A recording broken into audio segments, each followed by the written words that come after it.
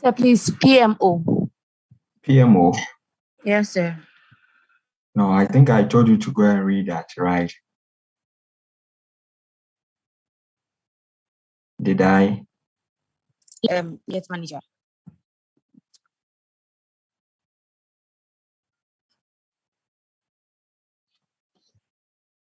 Hello, sir. Yes. Please, you gave that as our reading assignment.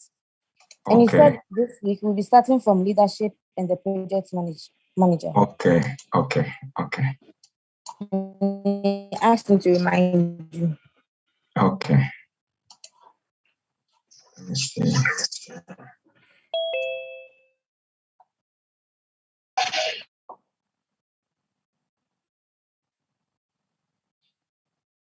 But do you have all the slides up to now, up to date?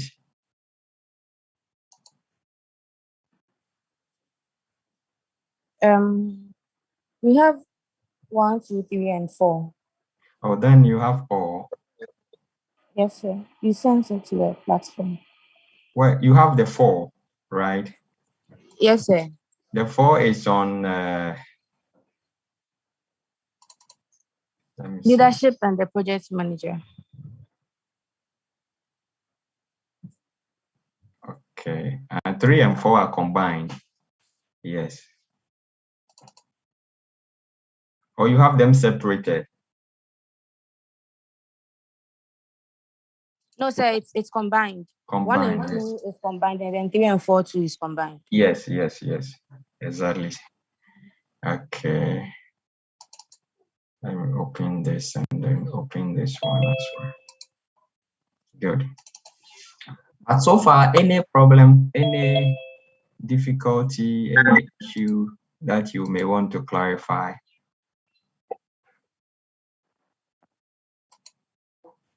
Are there any issues so far? When is add and drop? When are you having add and drop?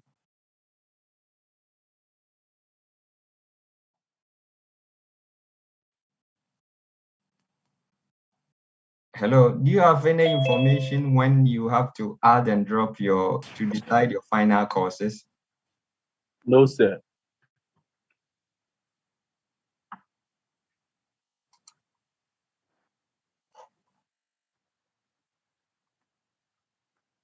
November 1st. That's Monday. Okay, Monday to...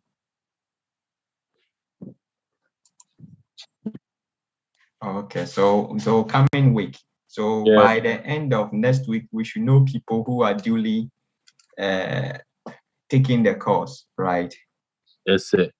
Okay. That's fine.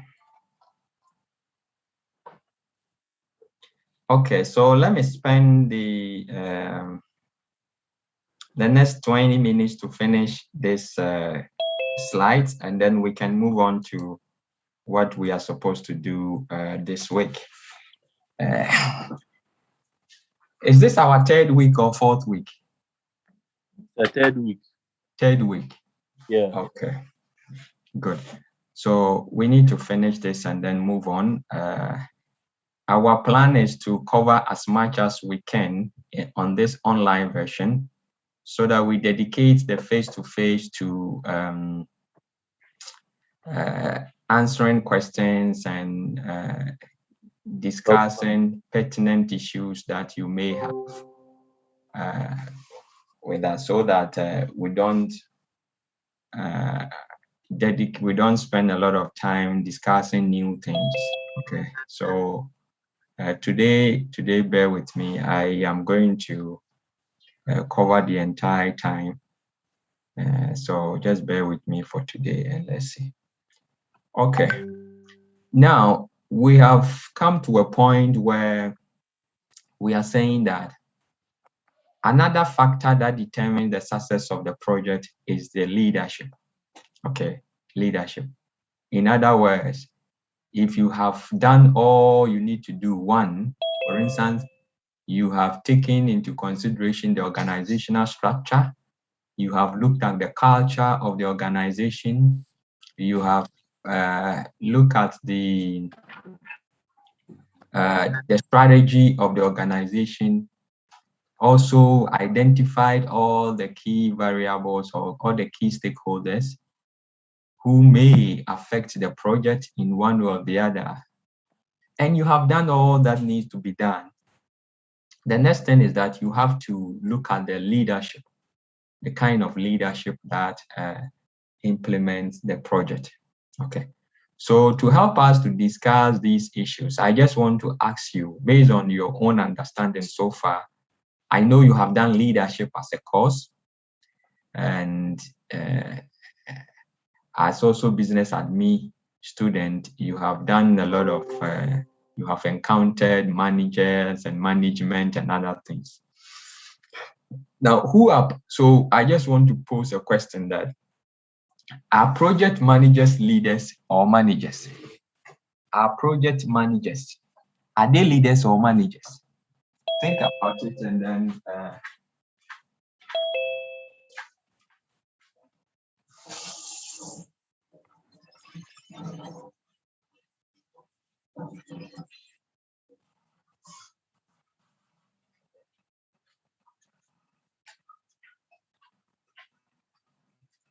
yes.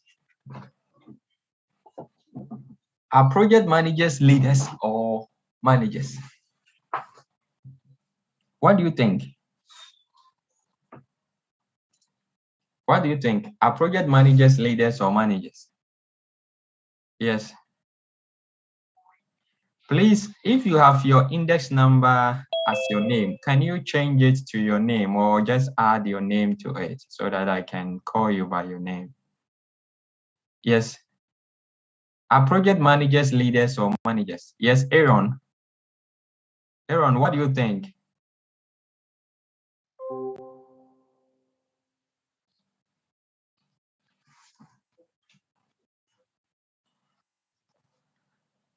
Aaron.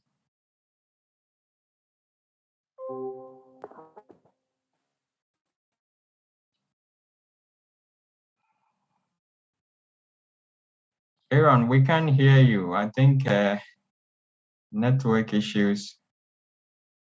Okay.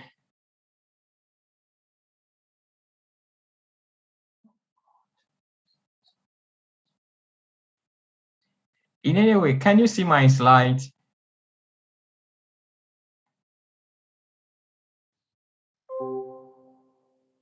Can you all see my slides? Yes, sir. Yes, sir. Okay, George. Yes, George. Thank you very much. Okay, so I would like to start by saying that any manager is a leader. Every type of manager has to be a leader because you need the right skills in order to influence your subordinates or those who are below you in order to help them achieve a goal. And management goes beyond just leadership.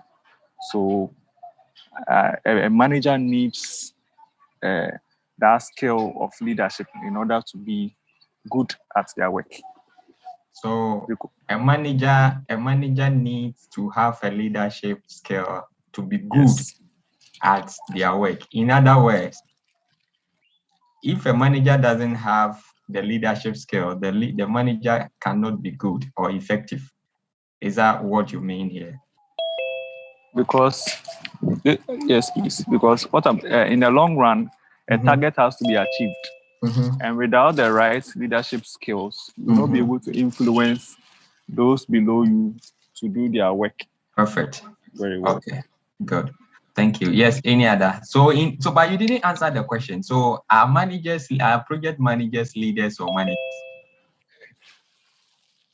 They are both. Okay. Yes. Any other? Thank you. Yes. Any other? Oh, please talk. Let's talk. Tell me what you think. This one, we are just having a discussion. Yes, Georgina. Okay, sir. Both project leaders and project managers, well, both leaders and managers they have something they do in common, but they are not the same. Okay.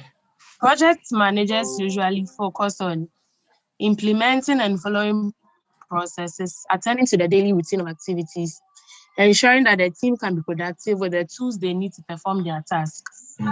But leaders, what I know about leaders is that they are, no matter how good you are, you must have followers. But with a project manager or a manager, you don't need followers. You are just there to ensure that there's a success of achievement of a project at the end of the day. So they are not the same, even though they have something in common. So answer my question now. Are project managers leaders or managers? Project managers, they are managers. They are not leaders. They are managers. They are not managers. leaders. Yes. Okay, good. Yes, any other person? Who else?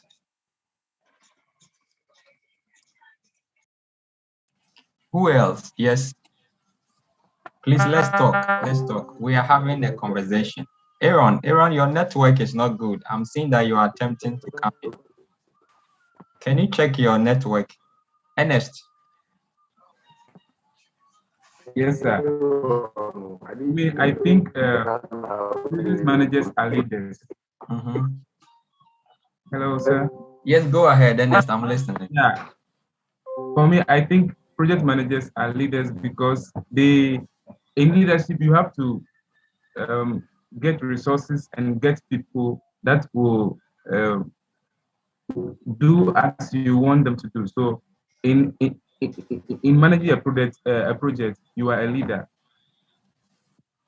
Okay, you are a leader, but not a manager. No. Okay. Yes. Who else?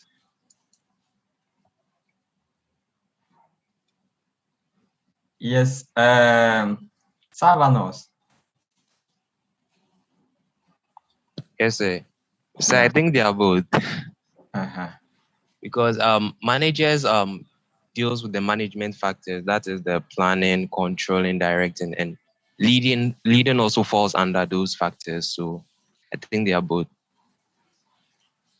Okay, they are both managers and leaders. Leaders, yes, sir. Okay. Yes. Any other person? Who else? Maureen.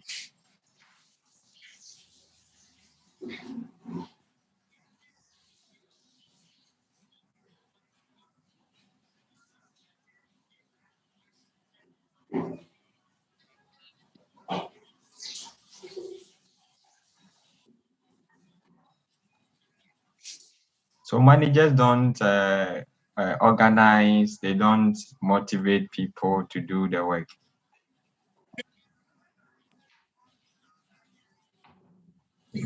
Come on. Yeah, so what is your answer to the question then?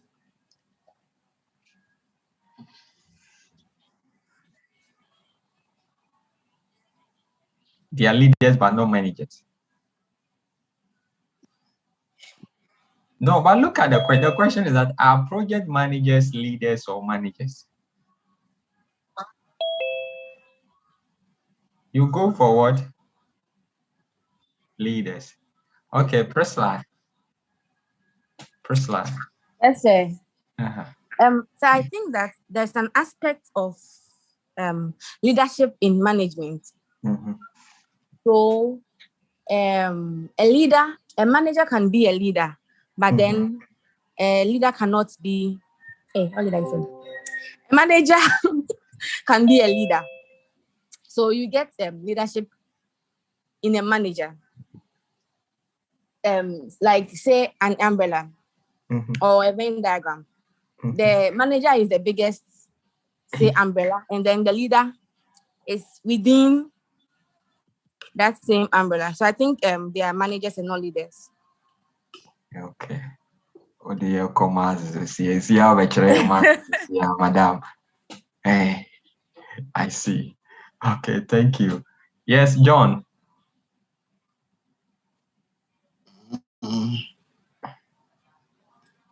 John, what do you think? Sir, I just got sunlight, so I'm analyzing. I'm just going through. What did you say? I didn't hear you. So, just got online, so I'm now reading what's going on. So what are you analyzing? Even before I didn't get the question very up, so let me read the question again, get my understanding and explain. Okay, yes, who else? Please, let's have this discussion. We are just, after this slides, I'm just finishing. Yes, Georgina, is it Georgina? Georgina has talked, yes. Georgina, do you want to say anything else? No, please, no. Ernest Owusu Opoku. Sir.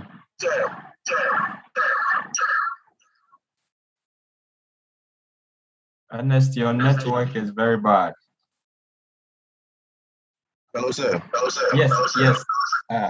There's feedback. Okay, go ahead. Yeah, for my side, I think they are both. Do you have two machines on? The feedback I'm hearing, I'm suspecting something like that.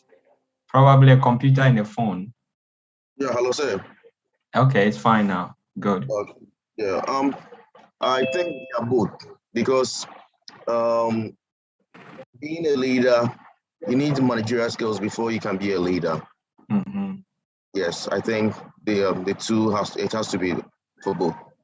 Okay, let me do this. So to help us to really answer this question very well, we need to know who a leader is and who a manager is.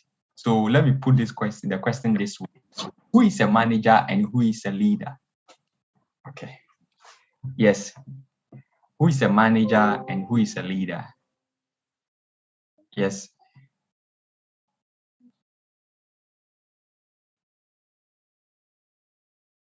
Hello. Who is a manager and who is a leader? Oh, you have done leadership.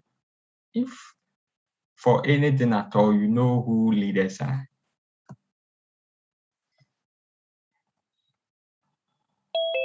Jessica. Is Jessica here? Jessica Ami. Jessie, where is she?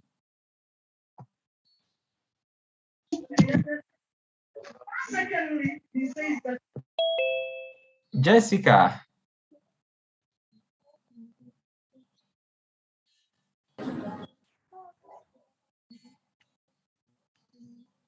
Where is Jessica? She's gone offline right now.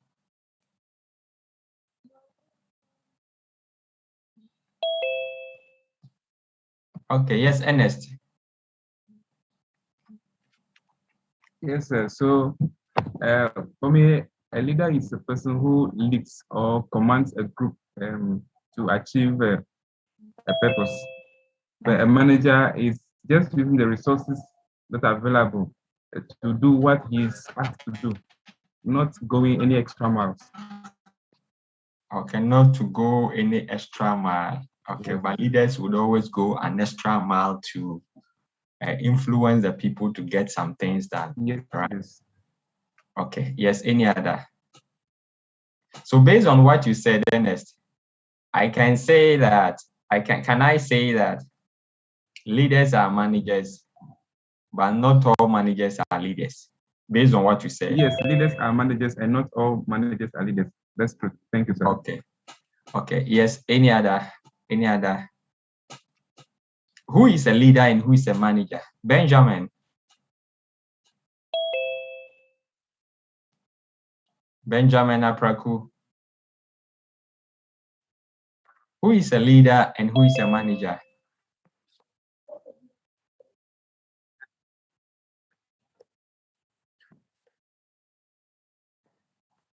Hello.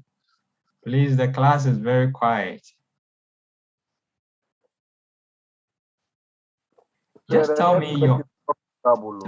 Yes.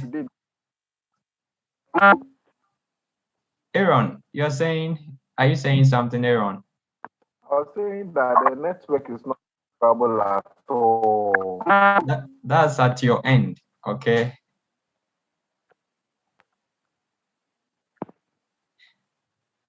Okay. Hello. Please.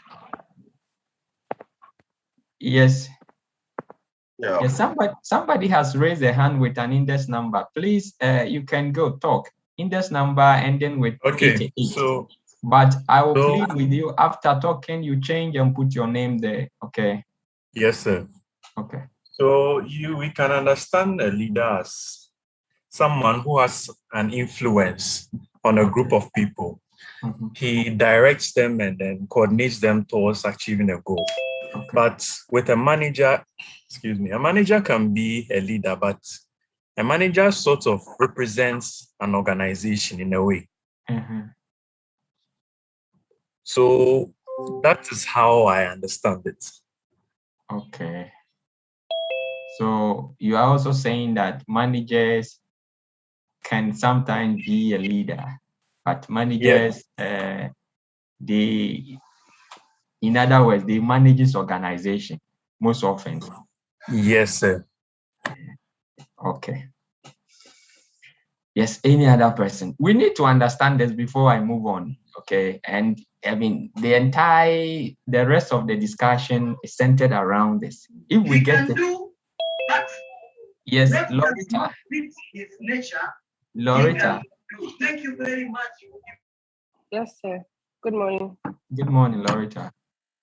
My understanding of a leader is an individual who guides a group of people or group of individuals to accomplish a specific goal. Mm-hmm. Whereas a manager is given a specific task or objective by his or her organization to intend then govern their subordinates or their departments to accomplish objectives of their organization. So with saying that a manager is supposed to carry the leadership skills to be able to attain such a goal of governing the groups of people to achieve the objective goal. But then a manager is restricted to the activities of an organization and the objectives of that organization, whereas a leader is broad to any type of task or work of any kind. That's my input. Okay. So, I mean, just as the first person spoke, if I am deducing or trying to think deep into what you said, I would say that since a leader, you think leaders are broad, okay, I can conclude or can say that leaders are managers, okay, but not all managers are leaders. Can I conclude like that? I would say that managers have to carry the skill of leadership as to being the leader himself or herself. Yes. So in terms, maybe we can say that majority of individuals are required to be leaders before they are managers, but not all managers are leaders because they don't carry that skill. Cool. So if you are coming back to say that, I mean, some leaders or some leaders could be managers, but not all managers are leaders or something like that. Okay. Good. Yes. Any other? Let me take the last two and then I can move on. I disagree because. Yes, John. Tell me your view. Okay, that is what I didn't even know my audio was on. Okay, sir. From what my sister or my friend just said, I disagree with her because I believe that for you to be a manager, you need to possess the quality of leadership skills. Mm-hmm. So every manager is definitely a leader in its organization. But the leaders are given specific groups to work towards an objective or a target. Mm-hmm. I don't know if I'm making sense more. Okay. Loretta. Yes, sir. That's a counter thought. Do you have anything to say? I'm sorry, John. Can you please go over it one more time? I'm so sorry. Just maybe the first aspect, and I'll be able to. Okay, I was talking about a manager every manager, for you to be a manager, there will be the need for you to have or possess the leadership skills. So I believe that every manager is a leader. Okay. So per my view, some of the managers, let's speak in the economy of Ghana, some managers don't actually have that attribute or even have the sense in that field, but because of connections and other things, they manage to get those positions, or maybe they have higher quality, they have higher qualities in other aspects of the requirements for a manager. And then the leadership skill, even though they may have it, they may not have enough to be able to do things properly. So you see that some of them rather delegate more of the tasks to their subordinates than to manage themselves. So I think that I still stand by the fact that it is a requirement, but it's not everybody that meets all the requirements and end up getting the job because they don't always scrutinize it. That's just my view. I'm not. This one. Okay. Thank you. Thank you all for sharing your thoughts on this. I must say that even though there's a thin line between who a leader and a manager is, a thin line between both, but there are differences. A leader is different from a manager. Okay. Now, let me give you a very common example that I often give to explain who a leader and who a manager is. And then afterwards, I'll show you some characteristics of who a leader and a manager is, and then we can quickly end this slides, and then I can move on to the lesson of the day, the main lesson of the day. Now, we all work in an organization, okay? We all work in an organization. Oh, no. And then,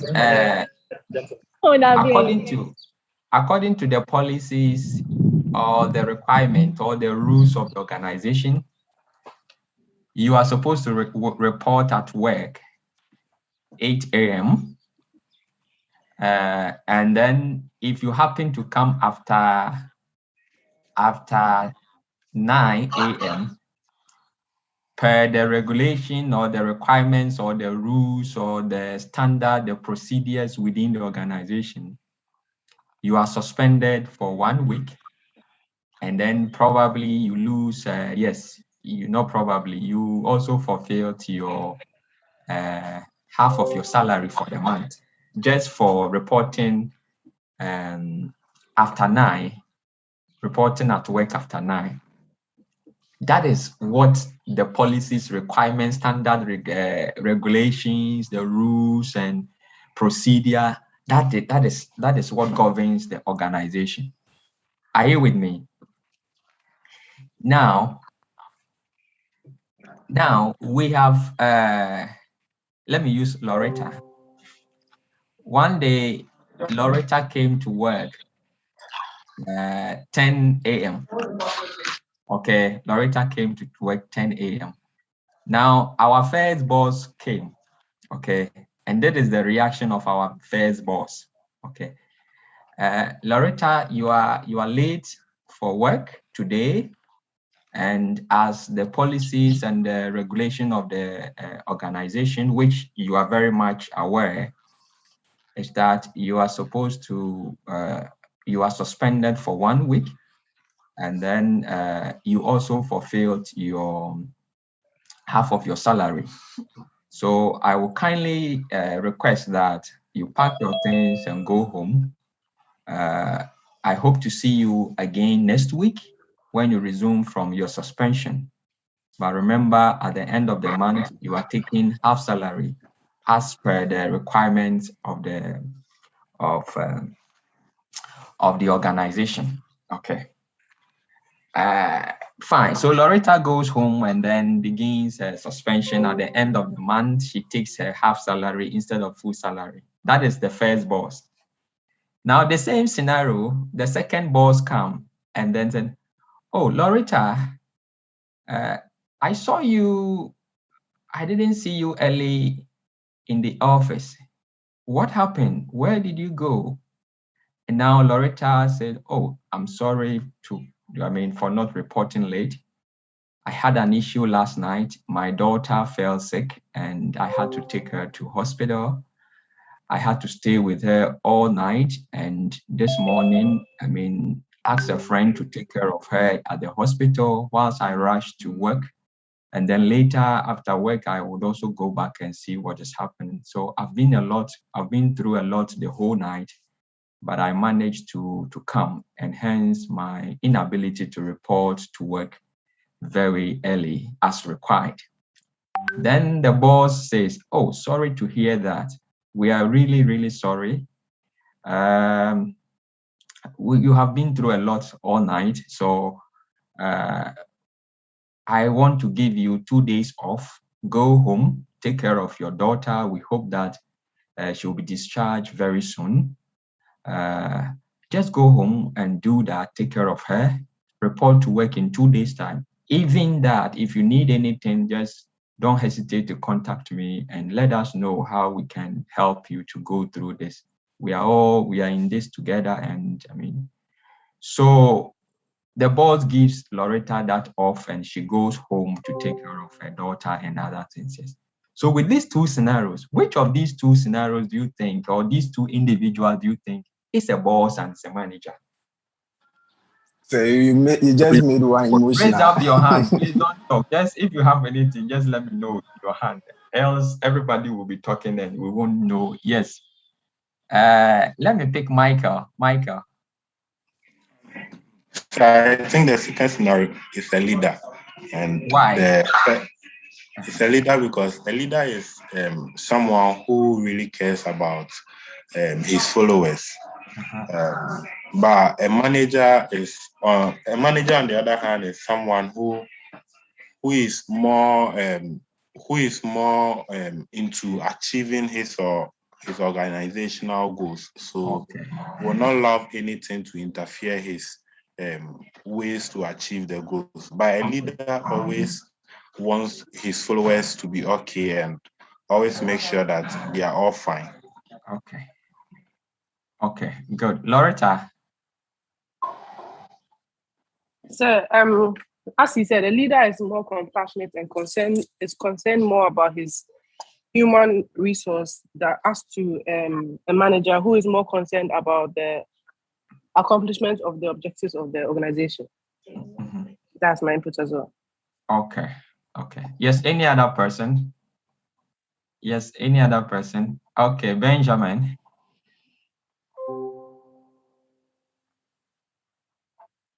The two of them, they are all leaders. But in this case, the leadership, they fall under different types. I think the first leader, I would take it as autocratic leadership. Mm-hmm.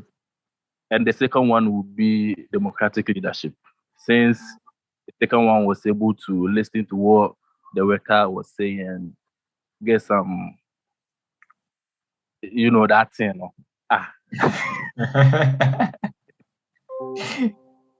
That thing, no. Okay.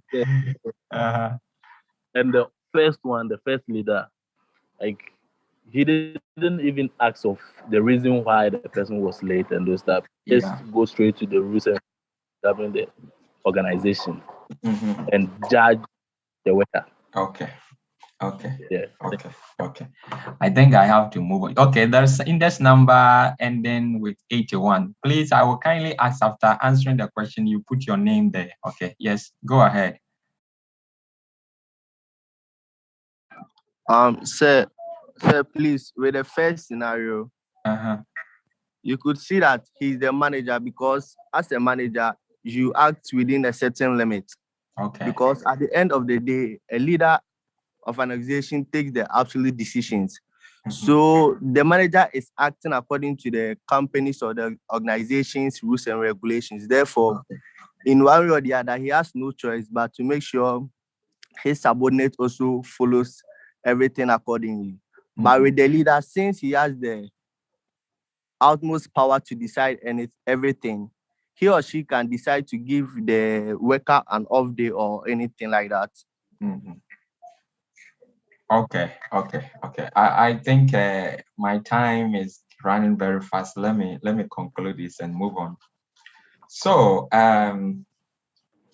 managers would always maintain the status quo, where the status quo is the standard procedure, the requirements, what is expected.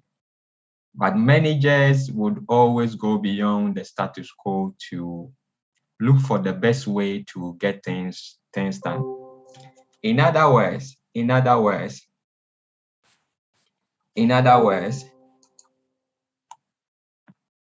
managers will always do things right.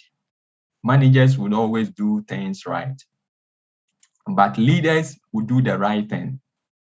What is the difference between to do things right and to do the right thing? You may do things right, but that right thing might not be the right thing to be done. Okay. So managers do things right, but doing things right might not be the right thing to be done. If you look at it in the situation of Loretta, as we explained or discussed, the manager has done nothing wrong, which you and I believe so. Okay, the manager has done nothing wrong. That is the procedure, the standard, what is required. And the manager just maintain that status quo. But applying that rule, is that the right thing to do?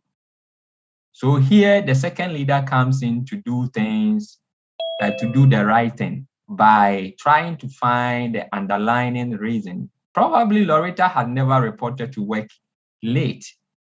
Out of bloom or something, she came to work very late. Now the question is that something might have probably happened.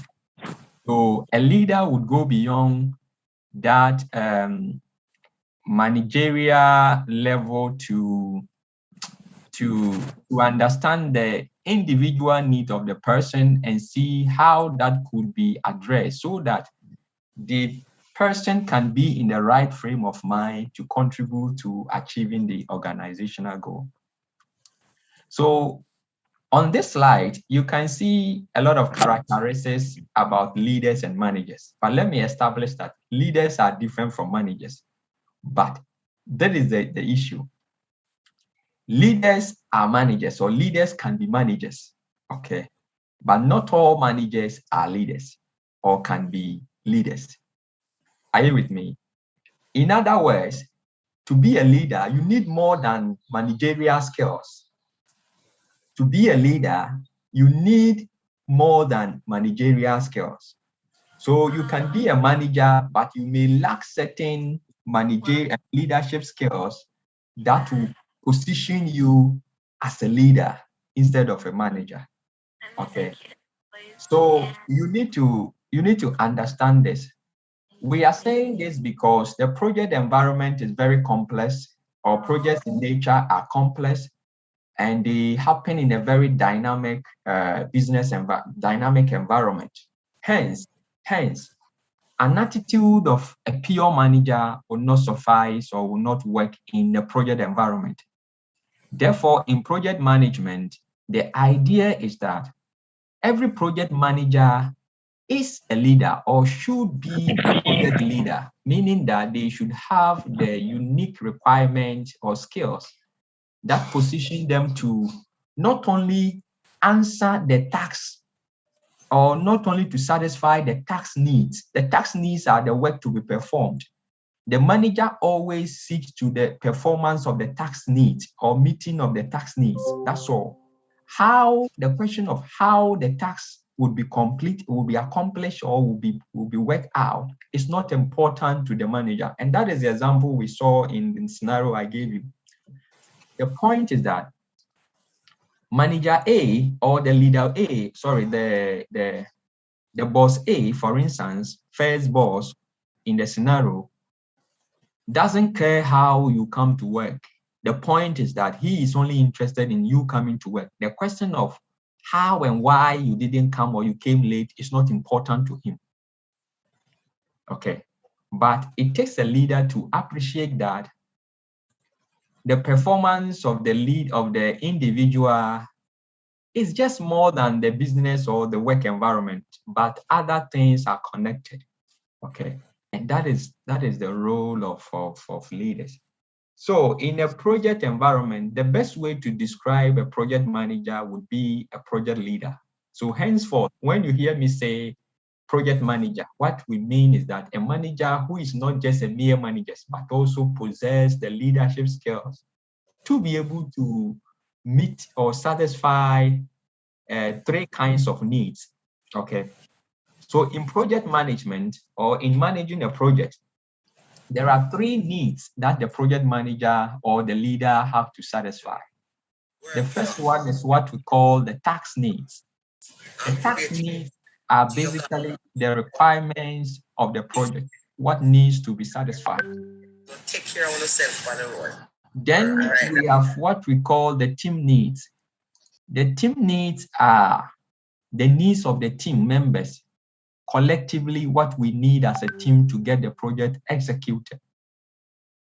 Then another important need is the individual needs. So here, if you look at even the needs to be satisfied, a manager will always satisfy the task needs, and that's all. But the team needs and the individual needs, it takes someone who is a leader to understand that the individual who is coming to perform the task needs or the task has an individual needs. And the performance on the task is highly related to the individual needs. So to be able to improve performance, if you tackle individual needs, then you have a clear chance or a higher probability of increasing or improving the performance on the task. And these needs, a leader will satisfy all these three needs. But a manager, per definition or by definition, will only focus on the task needs. Are you with me? Yes, sir. Good. So this I have also mentioned briefly that to be a project manager here, if I say project manager, we mean somebody who also is a project leader. Okay. To be a project manager or leader, because of the complexity of project and the dynamic environment in which the project flourish, you need to be knowledgeable, have performance that is desire for higher performance. You must have personal or interpersonal skills. Okay. That is, you should be able to have an attitude, a core personality, characteristics, and leadership skills that is able to, or you are able to extend towards your team members in appreciating and understanding their unique needs and capabilities, so that you are able to influence them to do or accomplish the goal of the project. Okay. Then traits of an effective leader or project manager is, we have mentioned all these things. Must have leadership skills, should be able to build teams together, motivate, has a good communication skills. So even if you look at the example that I gave, communication, the whole issue wasn't even communicated well. The manager went straight. He didn't sympathize or attempt to find out what caused the problem. But the second scenario, the leader, really understood, put him or herself in the shoes of the employee, okay, in attempt to. So communication is there. So a leader is able to communicate very well. Then he should be able to influence decision, have a high decision-making skills, should be political and cultural awareness, should understand the politics, the dynamics in the leading and managing people, and also to be aware of the cultural differences that exist in individuals, okay? And negotiation, the project manager or leader should always have a negotiation skills to deal with all aspects of negotiations in the project management. Build trust, should be able to manage conflict, and has the ability to coach people, okay?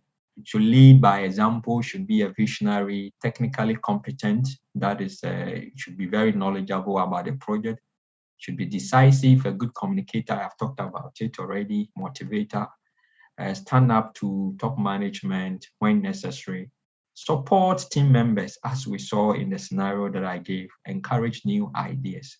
Okay. So we end by saying that project managers lead by one, acquiring project resources, motivating and building teams, having a vision and communicating. Okay. And effective project leaders are good communicators. I've mentioned that already. Possess the flexibility to respond to uncertain and ambiguous situations within a minimum of stress. Work well with and through their project team. Are skilled and what? Knowledgeable. Are skilled and knowledgeable. Okay. Any question? Any question on this? Any question? Okay, so say, per what you have said, then project managers are leaders, are project leaders, right? Yes. Yes. Okay, thank you. They are leaders because you need, the project is a very complex in nature. Projects are usually complex in nature, occurs or happens in a very dynamic environment, and hence mere managerial skills, just raw traditional management managerial skills will not be able to help you to achieve the project goals.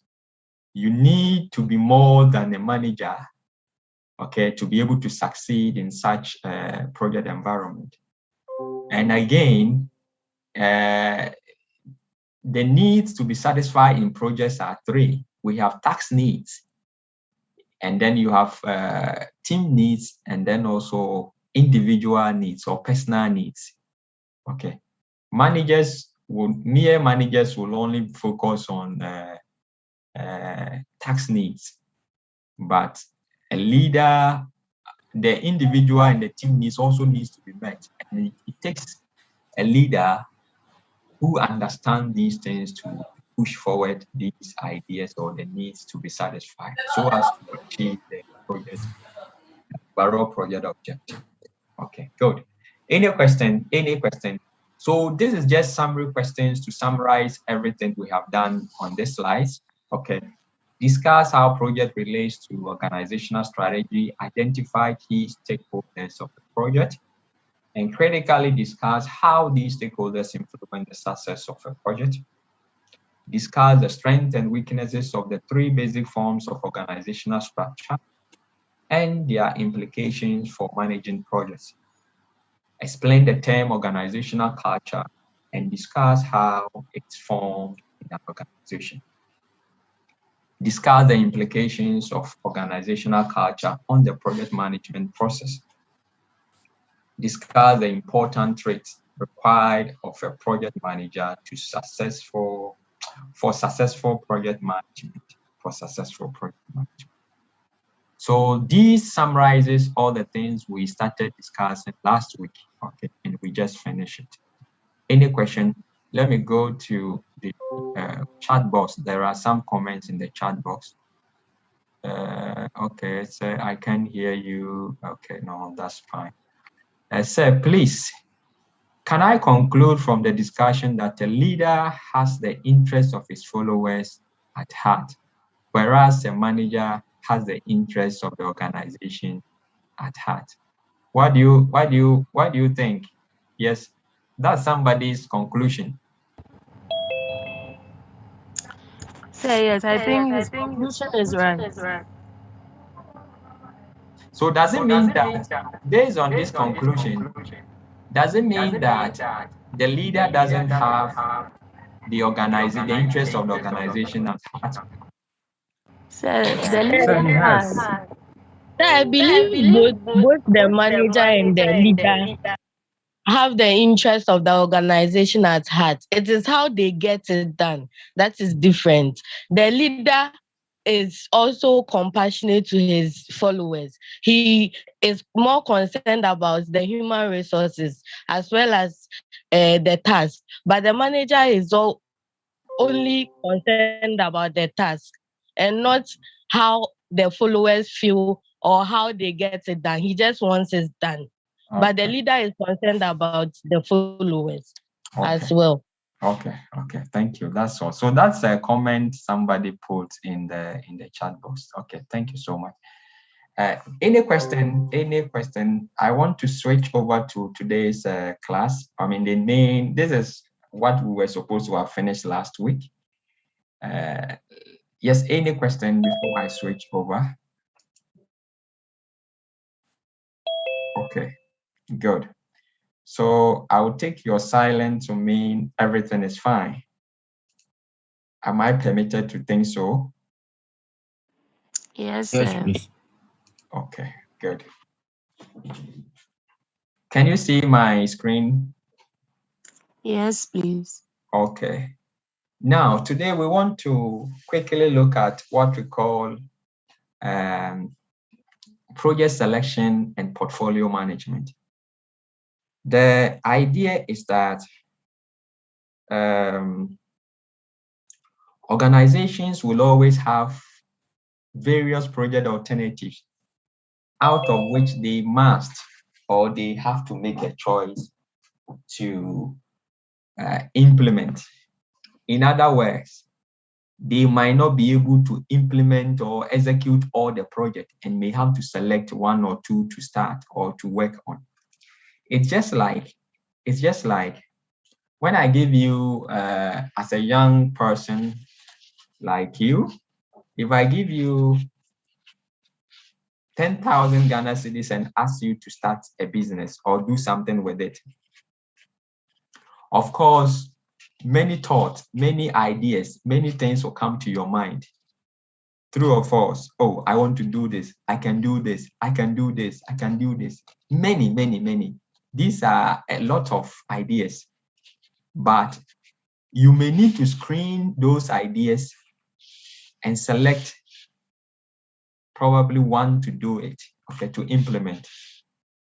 And it is believed that the one that you select should be viable and therefore should be able to yield the highest return ever. True or false? True. Yes. The same way organizations, when they have a problem, when remember, projects are always executed to solve organizational problems or solve some problem or to meet some stated goals. So let's assume that we all work in an organization. Of late, for the past 3-4 years, we have been recording decline sales. Our sales have been declining, meaning that our revenue keeps on declining. Don't you think there should be a major concern or a problem to us as an organization? It should. And therefore, as part of our thinking and our attempt to find solution to solve this problem, we have decided that, okay, why don't we embark on some projects? So we may have a number of project options, probably to run an intensive advertising campaign. Okay, another project could be to introduce, why don't we rebrand our products? Why don't we probably do new set of recruitment? Why don't we? It could also mean that the current people working in the organization are not doing their best, so let's sack them and do recruit. So there are so many projects that may come to the aid, will come to the organization, or the organization may want to do. Okay, but the question is that which of these projects does the organization needs to embark on? So the organization has to screen all the various project alternatives and out of that select one. I'm just giving you a preamble to the thing so that when I get there, you understand it and we can move very fast. Is it clear? Yes, it's getting clear. Okay. So today's lesson is that we want to look at how organizations select which project to embark on. How, okay, and what are the issues if you have to make a choice of a project to run. What are the key things you have to look for? And that is what we want to look at. Okay. Okay. Again, I want you to read the last point. The last point. Okay, very important. Okay, so all of you should read the last point. 1, 2. Failure to select select the right project project for the most Abandon project or use project use because of interest. Of interest, etc. Okay. etc. Very good. Do you remember that we have been reading these kind of statements over the past 2 weeks or so? Yes, sir. Okay. I just want to draw your attention to some key factors that some key factors that have the potential to affect the project, either in terms of increasing the project cost or leading to unused project or the delay of the project and other things. Okay, good. They are there. I won't go back again. Okay. So organization would always have to make a choice, as I said earlier, to select the most viable project, In other words, to select the project that will yield the highest return. Okay, that will yield the highest return. Now, if you have to select the most viable project or the project that will yield the highest return to embark on, what are the factors to consider? Good. One, you may have to look at the risk factors associated with all the project and then select which of them you want to do. So here, the issue is that assuming we have 3 projects, but we can do only one. We cannot implement all the 3 projects. We can only implement one or embark on only one. So we have to select one project out of the 3. We may have to check or find out the risk associated with all the 3 projects. And then based on that, we make a choice. Now, when it comes to risk, don't forget that risk is directly related to what? Returns. So usually in economics, we say that the higher the risk, the higher the returns. Okay. So some organization, they don't care. They are looking for higher returns. So even though the risk is high, they will still go for that project and so on. So risk is a factor, but some organization would also always, at all times, would select the project with a very low risk. Are you with me? So risk is a factor that could help you to decide which of the project to select or to embark on. Now, when we talk about risk, there are different types of risk. The technical risks are basically the risk associated with the development of the entire project.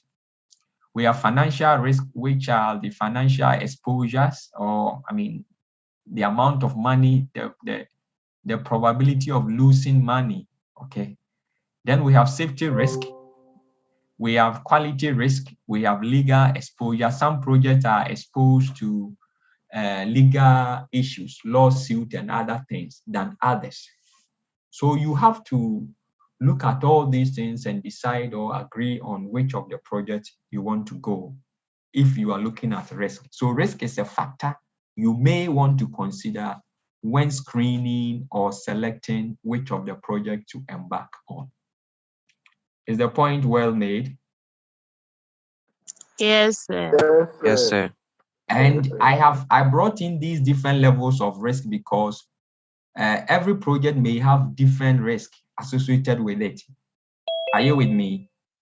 For instance, if you are mounting a project that is probably you are an engineer and you want to select a project of probably mounting or working on electrical high tension poles, electricity poles, high tension. You are working on high tension poles. What kind of risk will be associated with this one? Safety risk. Safety risk. Okay. So we have, it's not for fun that we have listed these risks there.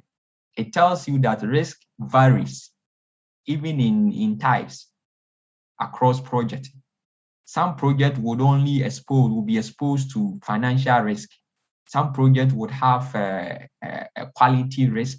Some projects will have legal exposure or legal risk. Okay. There are some projects that once you start on, you should have a good, legal team to be able to handle litigations and other lawsuits and so many issues. So you have to look at it. Are we together? Yes, sir. Yes, sir. Then another factor you may want to look at is what we call commercial viability of the project. The commercial viability of the project. So which of the projects out of the 3 projects, which of them will yield the highest return? Which of the 3 projects will yield the highest return? And that is the commercial viability of the project. Of course, if you are a rational being, you would always go for the project that will yield the highest return. True or false? Now, the question is that how do you compute the commercial viability of the project? There are a lot of factors. A lot of models you can use to compute the commercial viability of the projects. So you have the payback period, the expected return on investment, potential market share, long-term market dominance, initial cash outlay. These are all, commercial factors that you may want to look at to select. So if you look at project A, B, C, 3 projects, and you want you have to compute all the expected returns on project A, expected returns on project B, expected returns on project C. And then the project that has the highest return is the project you select. True or false? True. Good. If you want to use, for instance, initial cash outlay simply tells you how much you are investing in the project at the first time initially, or how much you are using to start the project. So project A, project B, project C, all the projects will yield the same return, all things being equal. But to start project A, you may need 20,000 Ghana cedis. To start project B, you may need 40,000 Ghana cedis. To start project C, you may need 60,000 Ghana cedis. Which of these 3 projects would you select? Project A. Project A, because it doesn't require so much to start than the others. Yeah. So that is how these factors are discussed. That is the commercial factors that reflect the market potential of the project. Are we together? Yes, sir. Good. Then the other factor is what we call internal operating issues. Internal operating issues simply relates to factors that occur within the organization. So, for instance, the need to develop or train new employees, the need to change the workforce, the need to change in physical environment, changing manufacturing or service operation resulting from the project. So again, we have project A, project B, project C. Yes, Aaron, let me land before you. I'll call you when I'm done. Project A, project B, project C. Okay. Now, if we decide to go for project A, we may have to we may have to recruit a new set of people. Okay. But for project B, we don't need to do a new set of recruitment. We can use the existing members to do the project. Project C, we may have to do both, recruit and also probably also use some existing. So which of these would you select based on what you have? If you have the people already, then you may not want to spend money to recruit again. Okay. Or it could be that you may have to even train the existing people, and that cost. So for project A, if you decide to go for project A, you may have to train all the people. Project B, you may not have to train. Project C, you may have to do both. So which of them would you? So your choice will be informed by some internal factors, okay? Or if you decide to go for project A, you may have to change the physical environment, meaning that probably just cut down some trees in some areas and build a new facility or something. For project B, you don't have to do. You work the project out or through with your existing structures and everything. So these are all internal factors that you may have to consider. Is it clear? Yes, sir. Yes, sir. Okay. Then the final one will be additional factors like patent protection, impact on company's image. So there are some projects. For project A, if you do project A, your company's image will be enhanced. Let me give you an example. UPSA, probably we had options. One of the options was to build the new building we are putting up at the gate. Okay, that twin tower long building. I mean, that building we are putting out there. Probably an alternative project we could have done was to use how much we are using to build to make sure that we probably provide internet on campus everywhere. Everywhere you are, you get internet, including the hostels and everything. Are you with me? But the question is that if we do the internet, do you think the image of the university will be enhanced?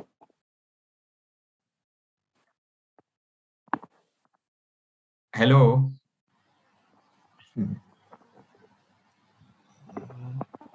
Do you get a question I'm asking you? Yeah. Yes. The internet, nobody, only people who have access to the internet will see the benefit of the internet. Yeah. But the people outside do not see the image of the university being enhanced. Okay. So this tells you that maybe at the time, I think at this point it would the time duration. So do maybe you have double machine on? I'm getting the feedback. Where I am is even a very solemn place. Then somebody's machine is giving us feedback. Okay, it's fine. Go ahead. Okay, it says, with it, I think the duration matters or the dispensation matters. If UPSA has the buildings, I'm sure going into other things would be ideal at the time. But in this time, the building was more important. Yes. So in discussing some of these factors, we assume that other factors are held constant. Are you with me? Because you see, so you are comparing a number of projects against a variable. And in this case, the ability of the project to enhance the company's image or the organization's image. What that means is that all other factors should be held constant. Whilst we compare project A, would the project A enhance the company's image? Project B, would it enhance the company's image? Project C, would it perform the same thing? Then we look at it. The company that has, the project that has the potential to enhance the company's image is a project that you select. Are you with me? So the point, I was just using that as an example where we talk about the company's images, people who are not part of the university, but when they are assuming that somebody from Kumasi has never been to Accra, came from Kumasi, University, and is passing in front of UPSA. Okay. If that building is not there, but you have internet connectivity all over, what would the person say? The person says, "Oh, UPSA, when I pass there, but in UPSA is not any do you understand? You understand what I mean? Yeah. But assuming that the building is there, however, there's not even internet there. Okay. Then the person will pass through and say, hey, UPSA, I went there. In fact, the university is a university. That is the example a layman's example I was just giving. Are you with me? Yes, sir. So some projects would enhance the image of the organization. That is the bottom line. Some projects will not. So the factor you use to select which of the project to embark on could be the ability of the project to enhance the company's image. It's a factor you can use to select or screen and select which of the project to embark on. Then another important factor I want to talk about before I move on is what we call the strategic fit. The strategic fit. Okay. The point is that there are some projects that will not help us to achieve our goal as an organization. So we'll look at project A, project B, project C. Our goal or our vision as an organization is to do this. Now we ask, which of these projects fits or is able to help us to achieve or get to our target? There are some projects, honestly, when you start, you realize that they are not related or they will not in any way help you to achieve your goal. So strategic fit defines the concept where a project meet or aligns with the organizational vision or mission. Okay, so you have to now compare all the project alternatives and decide which of the project helps or will help me as an organization to achieve my corporate goal or corporate vision or mission. And that is the concept of strategic fit. So there are a number of factors here you can consider to make your choice or screen and make a selection of which of the project you want to embark on. Any question? Any question on this point? Or at this point?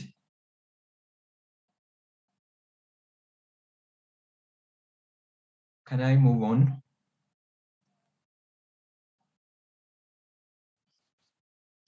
Can I move on?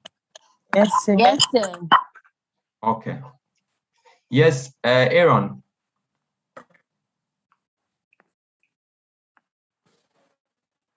Hello, sir. Hello. Aaron, go ahead. I can hear you. Sir, please, I wanted to plead with you to record the lectures for us. The network is fluctuating here. So that Don't worry about recording. Don't worry about recording. On the virtual slides, on the virtual platform, there is already a pre-recorded lecture there explaining all these things I am saying. Okay. Okay. So you go there and you can listen to all these things. They are well explained, the same thing. Yes. Okay. Yes. Any question?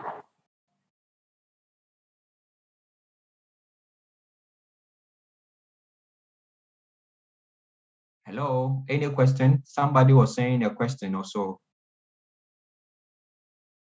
Okay. Now, quickly.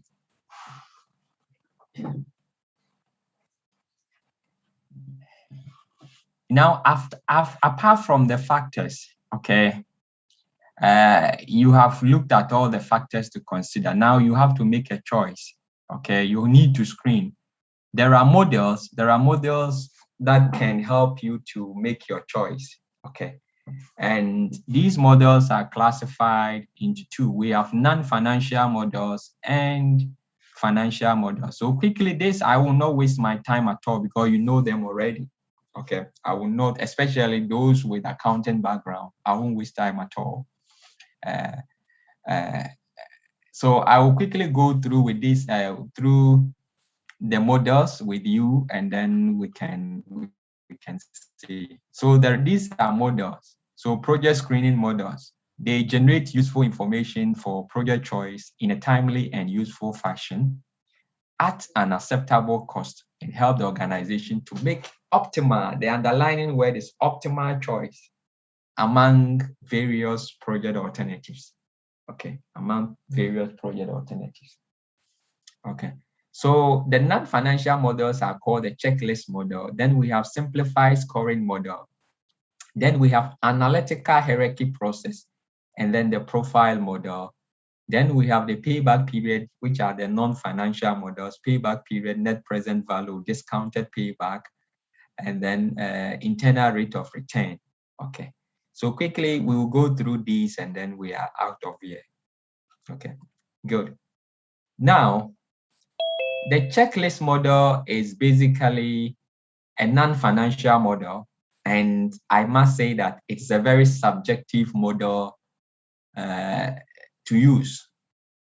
It's not objective, it's subjective in the sense that it depends on whoever is making the choice, what the person wants. So here, it's just like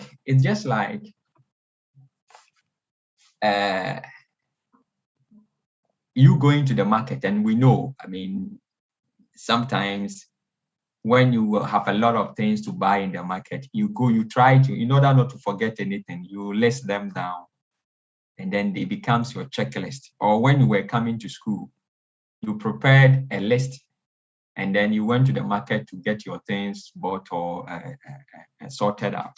Okay, it works the same way. So here, the organization has some important factors that it wants to consider. These factors could be the cost of the project development, the return on investment that you get from the project, probably the risk of the project, or the governmental influence. It could be any factor at all. Okay. Then the organization will list these factors. Okay, will list the factors, and now go to project A. Project A. What is the cost of project A? Is it high? Is it low? Or is it high or low? If it's high, then it take it, because the organization wants projects that are of low cost. Then it moves to project B, look at the cost. It moves to project C, look at the cost. Then it goes to the next factor. What is the risk level associated with all the projects? Project A has low risk, project B has high risk, project C has very moderate risk. Then it goes to another factor. Which of the project is likely to have high governmental influence? Project A, none. Project B, little. Project C, more or high. Then it checklists all the projects out of which it has to make a choice against the factors that are of interest to him. Are you with me? Now, the decision point is that the project that meets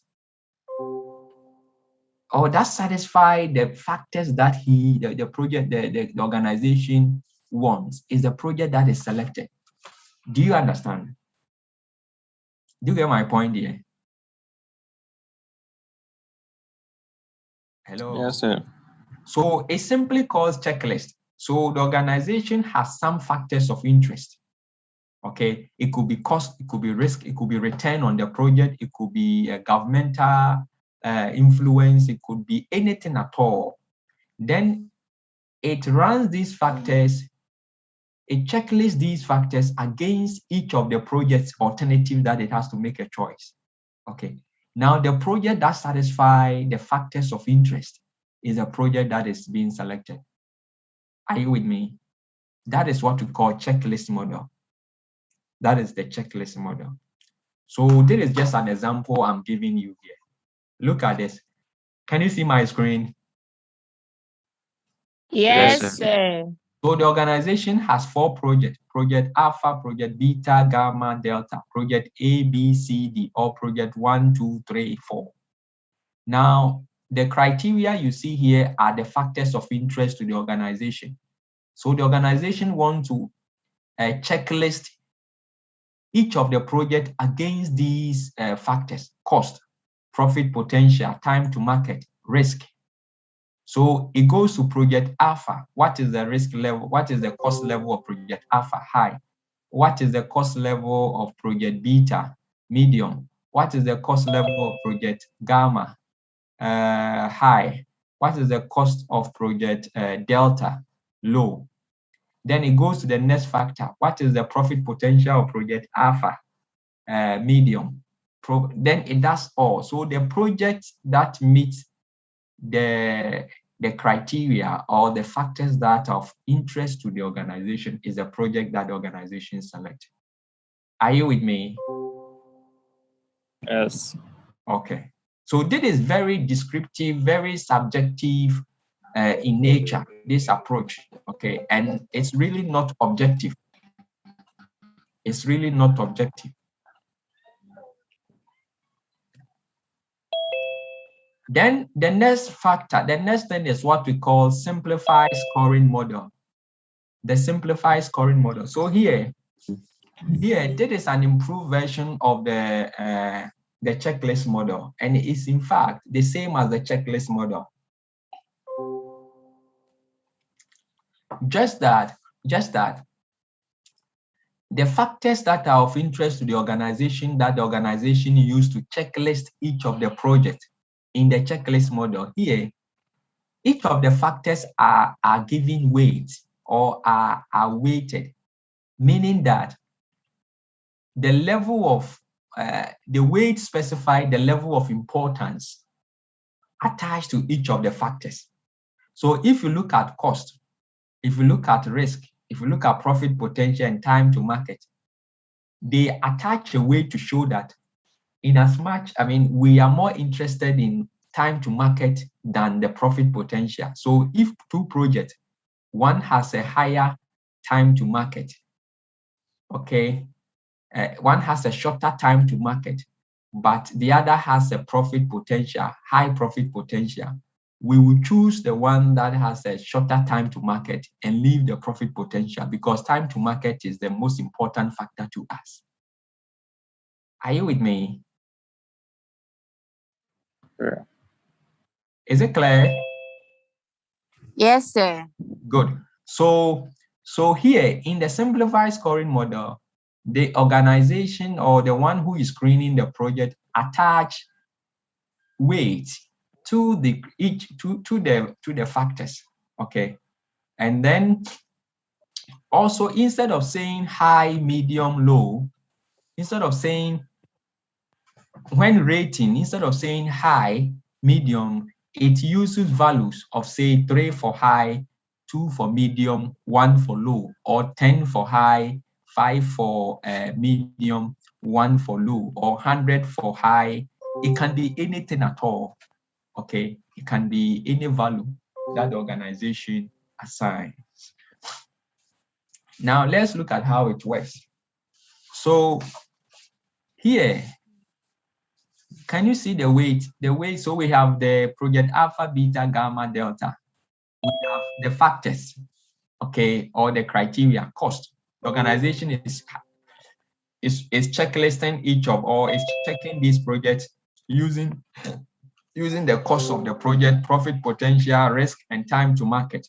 However, it has attached some weight. The weight specify the level of importance attached to each of these factors.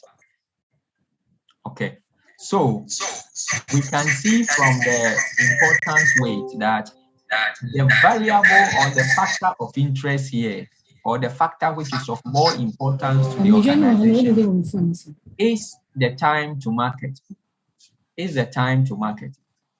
Now, you score each of the projects. You score each of the project. 3 means high, 2 means medium, 1 means low. So in terms of project alpha, what is the cost? The cost is high. What is the time market of project alpha? The profit potential of project alpha? It is 1, low. The risk of project alpha, it is 1, low. What is the time to market of project alpha? It is 2. 2 means what? Medium. So you do that for all the projects. Now, when you are done, you do what you call weighted score. You multiply the weight by the score you give. Okay, you multiply. So 1 by 3 will give us 3.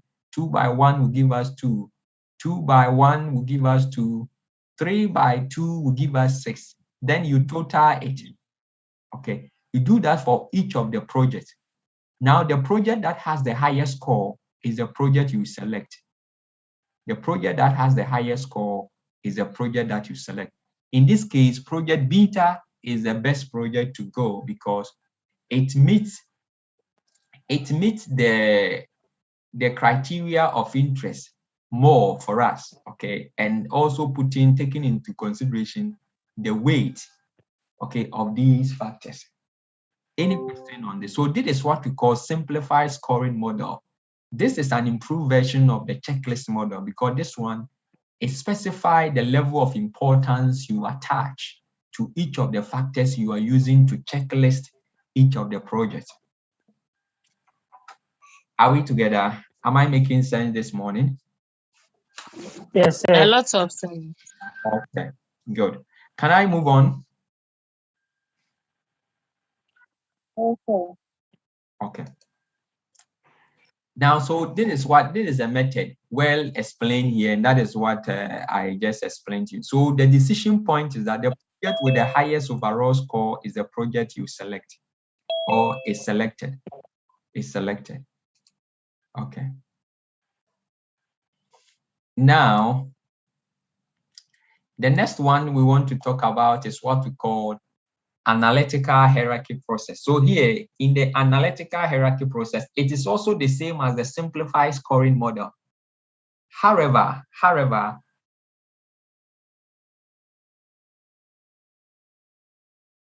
you have to, for instance, if we say that,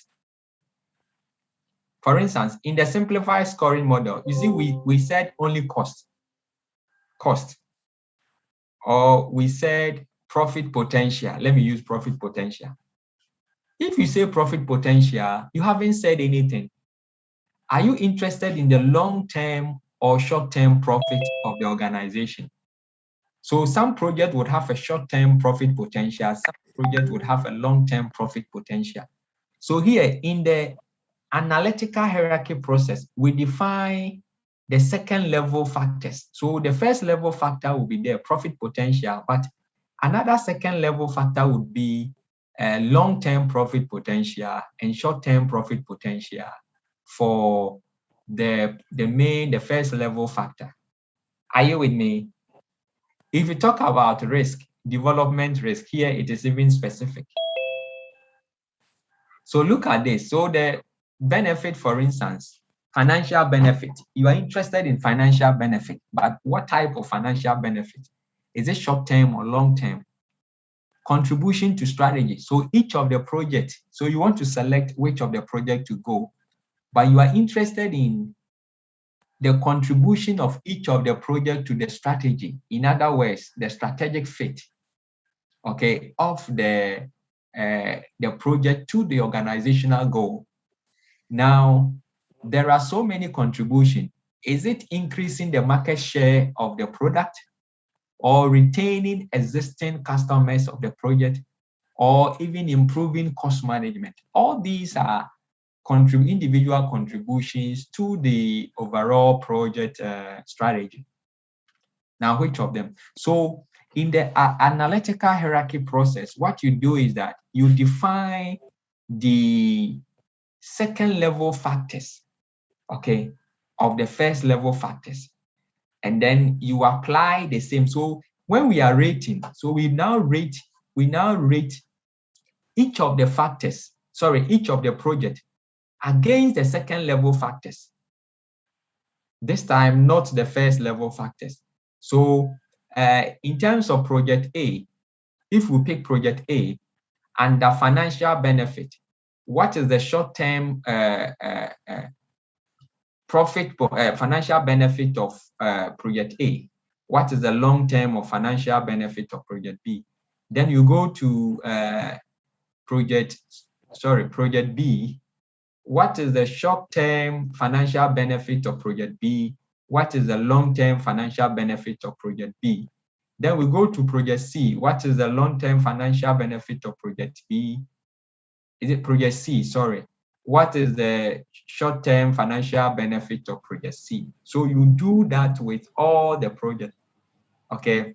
And now you rate, so high, low, medium, with 1, 2, 3. But at the same time, there would be weighted. Each of these second level factors would have its own weight. Okay, so you multiply the weight by that and you get it. I think this is well explained in the book. Okay, but this is a method. Okay, I have also described all the methods here step by step for you to appreciate. The difference between the analytical hierarchy process and that of the simplified scoring model is that in the analytical hierarchy process, the factors that you are using to evaluate each of the projects are further broken down into different levels of factors, okay, are broken down into different levels of factors. And that is what is used to evaluate or score each of the projects against these factors or variables in order to be able to determine which of the projects satisfy the variable or the criteria of interest. Okay. Any question? Any question on this? Okay. Now I'll move on to the very last of the non-financial model. I'll move to the very last of the non-financial model. And that is what we call profile model. And please listen, the profile model is very simple. Here, the risk and return of each of the projects. Now we have 3 projects we want to select, screen and select which of them we want to do. What we do is that we just have to plot. We plot project A. What is the risk of the project A? What is the return of the project A? What is the risk level of project B and its associated return? Project C, what is its risk and its associated return? So we plot all these things. And then the project that has, then out of the risk and return profile, okay, we select which of the project we want to embark on. And that is what we call profile model. Okay, so the profile model only work with the risk and returns. Okay. Now let me give you an example. Can you see this screen? The X1, can you see my screen? X1, yes, X2, please. You can see. X4, X5, X6. Can you see my screen? Yes, please. We can Yes, see. sir. Okay. Now, project X1 is a project, X2 is a project, X3, X4, X5. These are individual projects. So we have 6 different projects. Okay. But these projects have different levels of risk. So Y-axis is just the level of risk. And then X-axis indicates the level of returns. Okay. So here we are plotting. We plot the project risk. So project, that is, can you follow my pointer? Project X1, this is the level of risk, and this is its level of return. Okay, expected return or associated return. And then project X2, that is the risk level, and this is its expected return. S3, that is the risk level, and this is the expected return, and so on and so forth. Is the figure clear in your mind? Yes, sir. No. Okay. Now let me ask you this. Project X2 and X3. Project X2 and X3. Can you see project X2 and X3? Yes, sir. Yes, sir. Which of these 2 projects would you select? Yes. Put up your hand and give me your response. Which of these 2 would you select? Project X2, X3.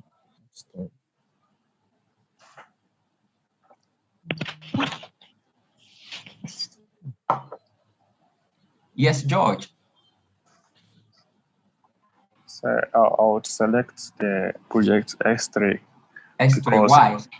Why? Because it has a lower risk, but the returns that will be provided is the same as what you achieve with X2.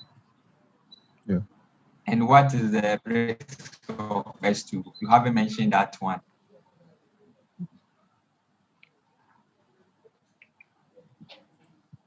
I said S2 and S3 have the same. It has a higher risk. X2 has a higher risk than S3, but their returns are the same. So if I'm choosing, I would choose S3 because I would have a lesser risk. Okay, perfect. The returns are the same. I think rationally, everybody would go for this decision. True or false? True. Okay. Now, let me ask you another one. X4 and X5. X4 and X5. Which of them would you choose? X4 and X5. Yes, Michael. Please, I'll go for X5. Why?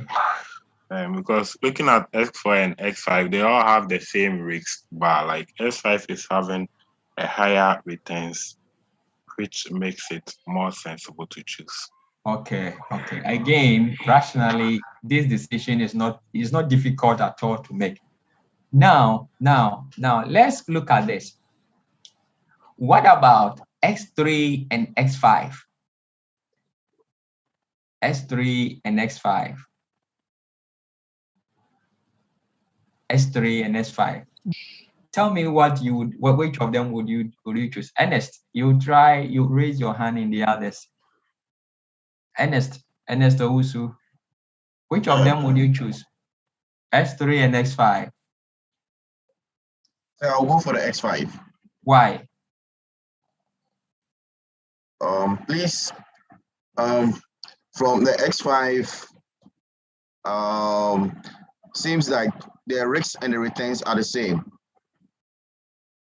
Are you sure the risk and returns are the same here? But how can a risk and return be the same? Look at it well. Okay. You think about it. I'll come back to you. Priscilla. Yes, sir. Please, I would go in for X5. Okay. Because both X3 and then X5 have the same risk. But then X5 is giving more returns than X3. Are you sure X5 and X3 have the same return? Is it the same risk? Yes. No. Priscilla, no. That's not the case. Yes, who else? Michael. Okay, sir, I'll go for X5. Okay.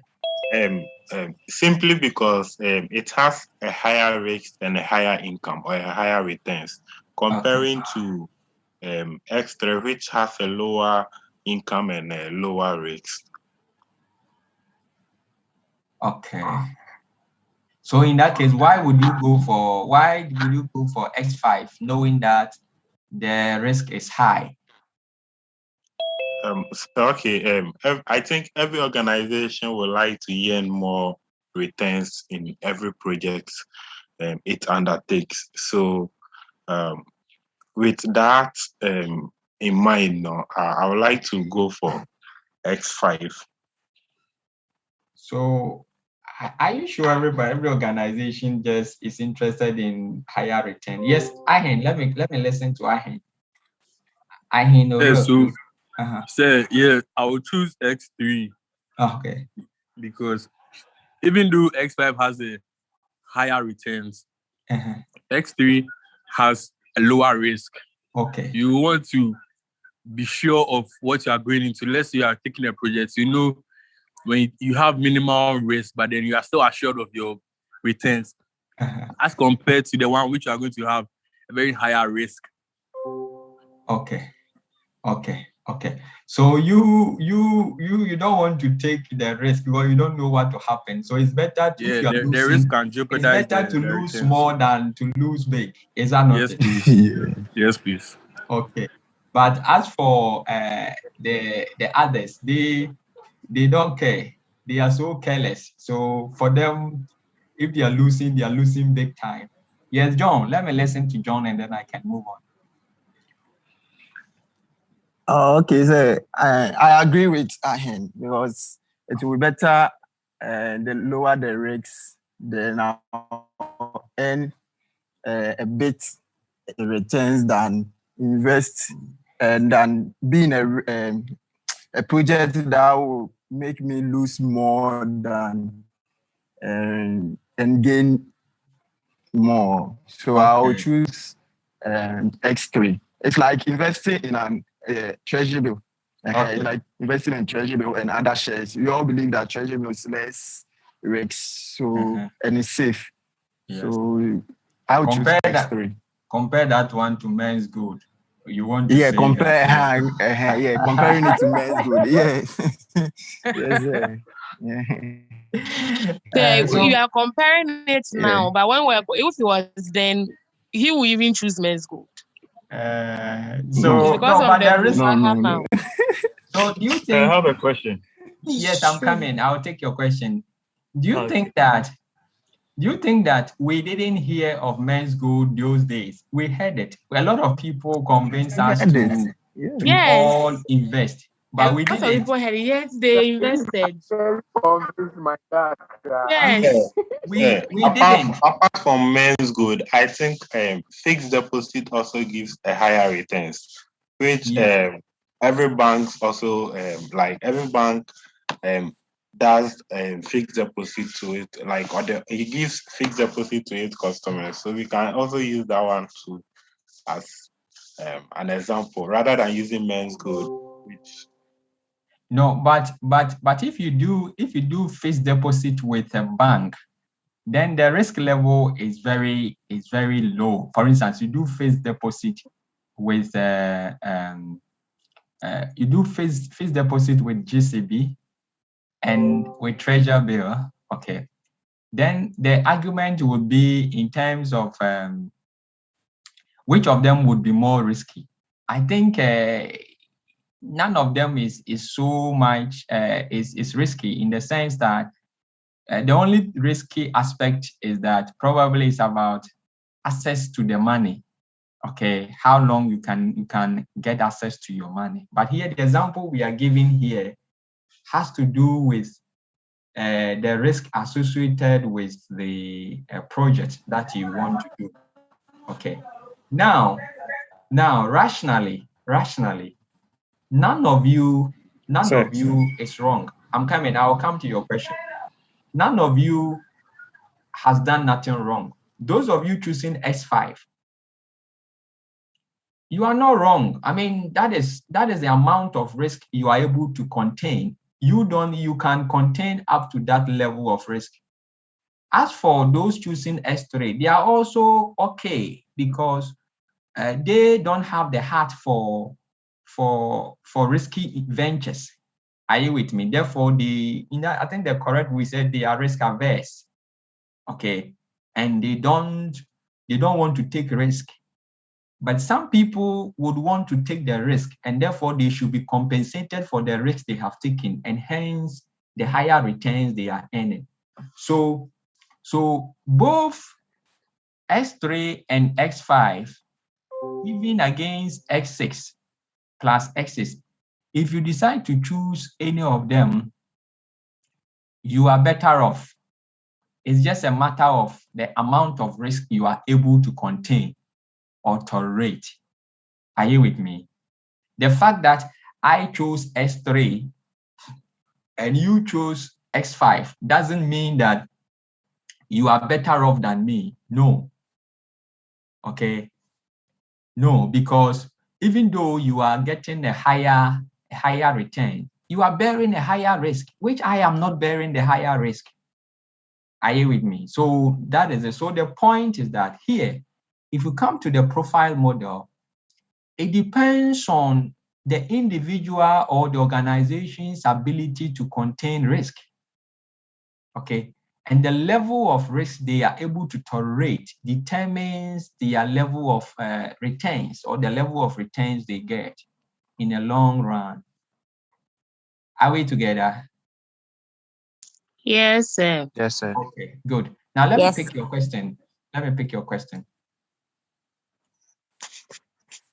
So I was wondering if I might not have heard the explanation previously, but is the desired return based on probability or certainty? So here we are just here we want to show that one model that can be used to select the a viable project, okay, could be plotting the risk and return profile of each of the projects. Okay.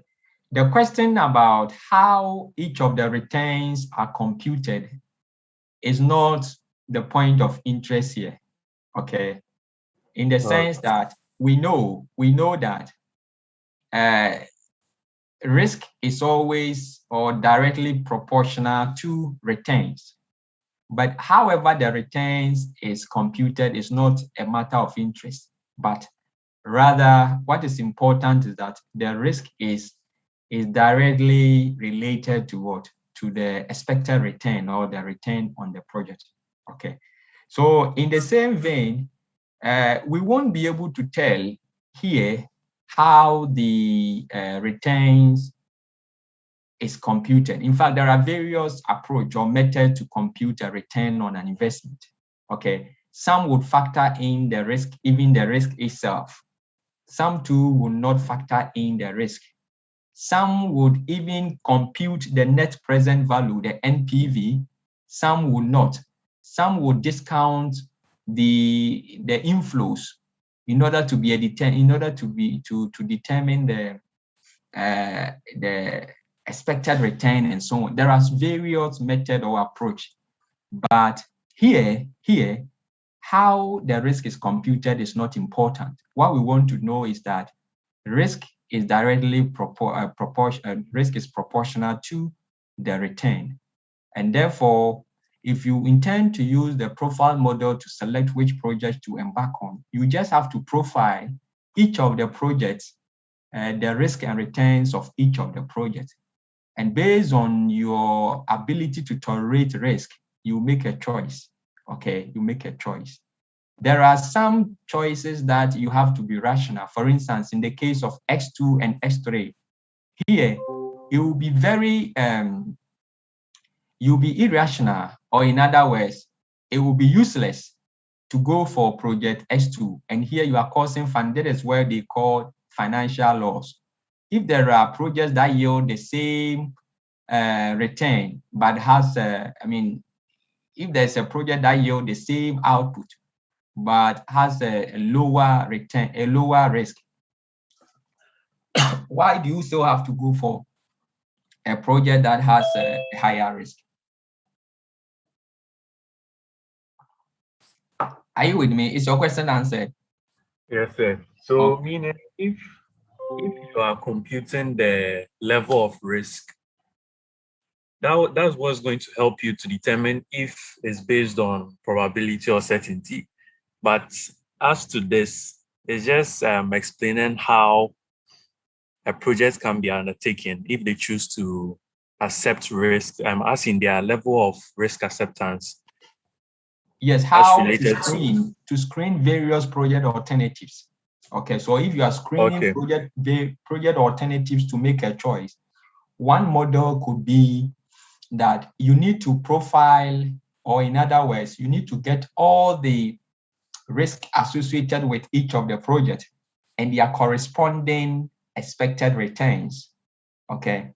And the point is that there are various ways to compute expected returns on projects, whichever mode or whichever approach you use. And there are various ways to also compute risk. Whichever approach you use is not a matter of importance here. But what is important here is that we need to know that you can profile the risk and the risk and returns of each of the projects. And based on that, you make your choice.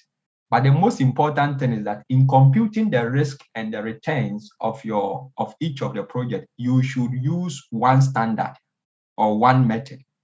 So you can't use different methods. So for example, you use method A to compute the risk of project A, and you use method B to compute the risk of project B. In that case, you haven't given a fair, you haven't treated the project equally.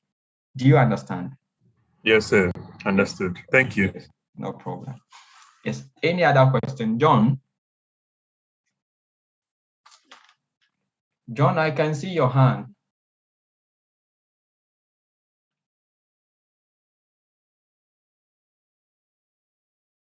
Okay. No, please. That was when I was answering the question. Okay, then kindly redraw your hand. George as well. Can you redraw your hand so that? I have a question now. Yes. Okay, George.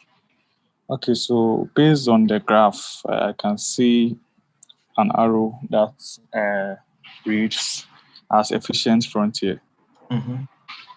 So I would like to know if there's anything or if it has any benefits, because if I'm trying to make it make sense, the efficient frontier means that even though in some aspects you might have a higher risk, based on that efficiency or based on the returns that you get, you can be able to map it and it will work in your favor. Yes, so that is what I explained this earlier on, that I use the example of S3 and S5, and I explained that if you make a choice or choosing S2, S3, and S5, you are making a rational decision. And the fact that you made S5 and you chose S5 and I chose S3 doesn't make you better off than me. Okay. In other words, any decision made on the efficient frontier, okay, is a rational decision. But you see, I explained to you that if you chose S2 over S3, excuse my language, you'll be seen as a fool. Okay. Here, the political language they use is that you are causing financial loss. Okay. Or you are endangering the life of your people, assuming the risk associated with it is a safety risk, in the sense that there are projects, there are other projects that yield the same output and even lesser risk than the one you have chosen. So what is the motivation for choosing that project? So if you choose any project outside or which is not on the efficient frontier, you are not being rational. Again, I explained to you that X4, if you look at X4 and S5, if you choose X4, you are not being rational because S4 and X5, they both have the same risk level, but you see that S5 has a higher return. So if S5 is there, giving you a higher return, but with the same risk level as X4, why then do you choose X4? And that is when we want to know that, were you having other motive? Is there something that is motivating you to choose the less, even when there is a project with that yields a higher returns? Okay.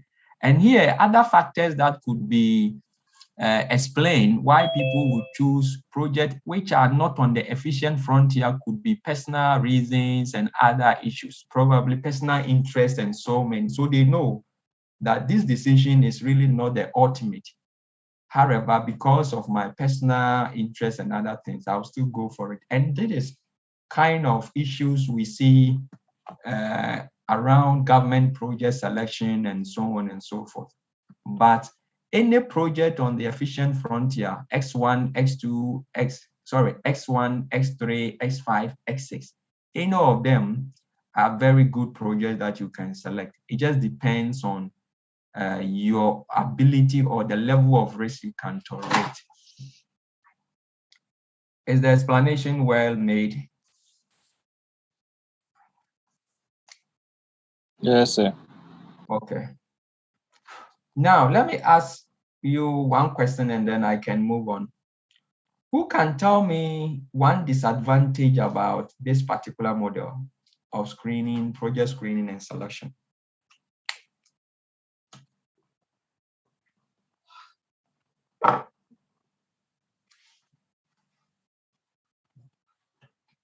Yes. Maureen. Sir, please, can you repeat the question again? What is the one biggest disadvantage of this particular model of project screening and selection? Maureen.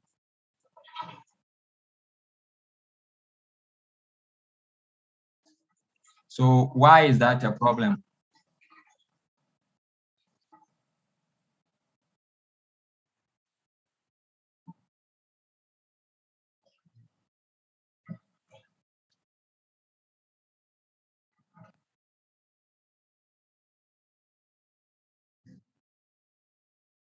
Okay, good. So that is exactly what I want. This model assumes that there are only two factors to consider when choosing the most viable project. It assumes that risk is the only important factor to consider when selecting a project. But you and I, based on what we have done so far, we know that to select a project, there are other factors, not only risk. Are you with me? So this project is limited in the sense that it only assumes that risk is the only factor to be considered when screening and selecting a project. Are we together? Yes, sir. Okay, good. Quickly, in the next 10 to 15 minutes, let me finish the lesson by introducing you to which I'm just going to the financial models. Okay. You have all done this thing before, okay, and I won't waste time at all.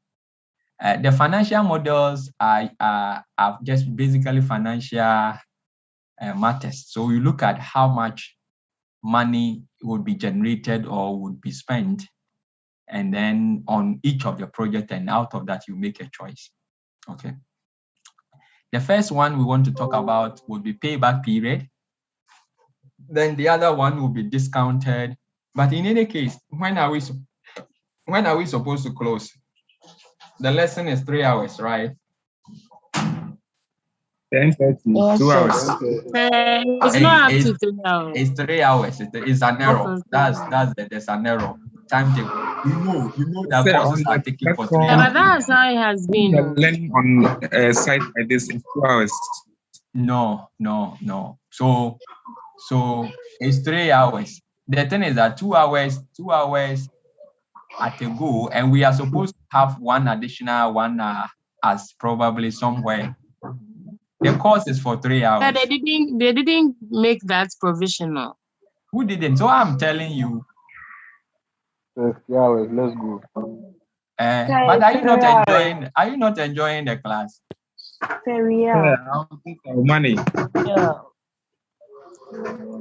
Yeah. Do you think this afternoon, you that if I am cruising at the beach, I wouldn't enjoy myself? You enjoy yourself. Yeah, but you can always go. I can always go. Why you are keeping me here? I'm teaching you. Money is keeping you. You said what? The money for the cruising is keeping you. What money? What money? Do you think the teaching I'm teaching you is because of money? It's part of it. you don't know what you are talking about. It's part of it. Okay, good. Now, don't worry, we'll close very soon. Don't worry. Just give me your attention and we can close very fast, very soon, and then we can go. Now, payback, we are looking at non-financial models. So the first one we want to look at is payback period. Can you unmute yourself and give me your attention here? Payback period. Payback period simply explains how long it takes you to recoup your initial investment in a project. So if I invest 100,000 in a project, okay, I have 3 projects, project A, project B, project C. All things being equal, I invest the same amount of money in the project, in each of the projects. All things being equal, meaning that each of the projects will yield the same output. Okay. However, in project A, for project A, within 2 years, I have recouped my 100,000 Ghana cedis. Project B, it takes me 4 years to recoup the 100,000 Ghana cedis. As for project C, it's taking me 6 years to recoup my initial investment. So, in other words, project A is taking 2 years to pay me back. Project B is taking 4 years to pay me back. Project C is taking me 6 years to pay me back. Which of these projects do you think is important, or I will be interested to choose to embark on? Project A. Project A. Okay, good. So payback period is a model which is used to select. You see, when I gave you these 3 projects, you have chosen which of the project you do, because you are looking at how long it would take for you to recoup how much you have invested. Nobody would want to break even within a long period of time. When you invest, you expect your returns you expect to break even within the shortest possible time. So this is a model which is used to compute, screen and select the appropriate or viable project to embark on. Is it clear? Yes, sir. Yes, sir. Okay, good. So that is the payback period. Now, let me quickly show you this and then we can move. I have explained the payback period. I'm just going to show you some figures and then we move on. But this thing, you have done that already. Didn't you do it? Something like that. We did it. You have done it. I know you know. We don't know. Okay, so good. So let me give you an example how payback period is computed. But the decision point, most importantly, I always want you to note the decision point. The decision point is that shorter payback period are more desirable than longer payback period. In other words, projects with shorter payback period are always preferred. Okay, are always preferred. And that is what you just did. So let me give you an example. Assuming that we invest 100,000 Ghana cedis in a project. Every year, in a project, and every year we make 10,000 Ghana cedis. How long will it take us to recoup our investment? 10 years. 10 years. How did you get the 10 years? How did you get the payback period of 10 years? Because by 10 years, then 10,000 will be 100,000 every year. So how did you get the 10 years, the payback period of 10 years? By multiplying the 10,000 by 10.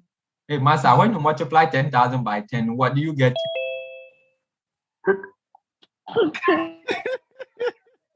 Also, Master. Master. Yes. How are you going to get a 10? Yes. Who tell me? The opposite of multiplying is what? Division. Division. I want to say division. So we divide it. You divide what? So I didn't really get the figures, but then you divide the two. But are you not the one who told me 10? No, sir. Okay. Okay, so you have 100,000 as your investment, and you are getting an inflow of 10,000 every year. Yes. How many years will it take you to recoup your investment? 10 years. How did you get the payback period of 10 years? 100,000 divided by So 10,000. 10,000. Okay. You are able to do this because the inflow is regular. 10,000, 10,000, 10,000, 10,000. True or false? Every month, every year. Yes, sir, it's true. What if that we have invested 100,000, but first year we get 7,000, second year we get 12,000, third year we get 5,000, fourth year we get 1,000 Ghana cedis, fifth year we get, inflow is not regular. How do you determine the payback period? Do you get my question? Yes, sir. Which is the reality?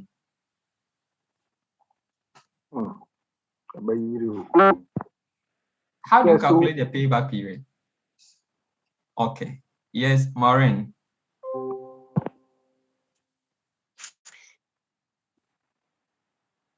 Okay.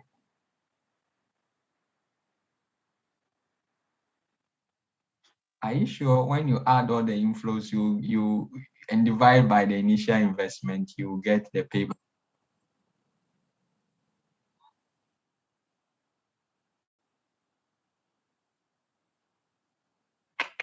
No.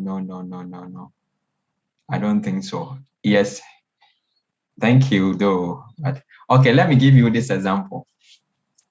Look at project A, project B. Can you see project A, project B? Yes, sir. Year zero is when we are investing. So outlay is how much we're investing. Project year one, we get 5,000. Year two, we get 15,000. Year three, we get 35,000 or 350,000. 350,000. Yes, 350,000. Year four, we get 600,000 and so on and so forth, right? How do we know the payback period? So subtract the 5,000 from the 50,000 from the 500,000 we have invested. How much is left for us to recoup? 450,000. Then second year we get 150,000. You subtract the 150,000 from how much is left for us to recoup. So it means that out of the 450,000, we are recouping 150,000 in the second year. How much is left? 300,000. And then in the third year, we recoup, we get 350,000, meaning we have made profits. We have made profit. So it tells us that we are able to recoup our investment within 3 years. No, not 3 years. 3 years we have made. So it's between 2 and 3 years. So 2 point something. Yes. 2.5 2 point and some months. Is that not it? Yeah. Yes. Good. The second one, the second project, the same. So year one, we made 75,000. How much is left? 425,000. Year two, we made 100,000. 325,000. Year three, we made 150,000. 175,000. Year four, we made 150,000. 25,000. 25,000. But year five, we made a whooping 900,000. Whoosh. So how much are we left? Overmade profits of 875,000. Exactly. So what is the payback period for this particular project B? Between 4 and 5 years. Between 4 and 5 years. Yes, so 4 point something months. Are you with me? Yes. Yeah. How do you know the exact month, the point? Okay, so to know the exact month and the point, we need to give you an interest rate, or we need to give you rate of return, so that you can use that one to compute to know the exact month. Are you with me? Okay, yes, sir. Good. So go to the book. In the book, there is a way of showing how you can get the exact. But to get a clear picture, a clear idea of to know the year, where the year falls, is what we just did, okay, manually by deducting the inflows from the initial investment. Is it clear? Yes, sir. Yes. Good. Yes, sir. Who can tell me the one disadvantage of payback period? One big disadvantage of the payback period. Sir, can you say that it may take longer than expected time of recouping your investment? No, we cannot say that. Here we gave you two projects, and you know that one takes a shorter time than the other. So you obviously, the decision point is that you choose project A, which has a shorter payback period. Okay. Yes, Maureen.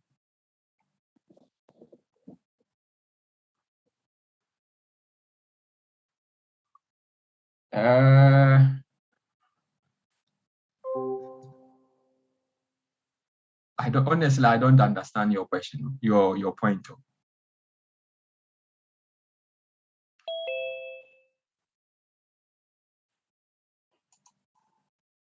Yes, Michael.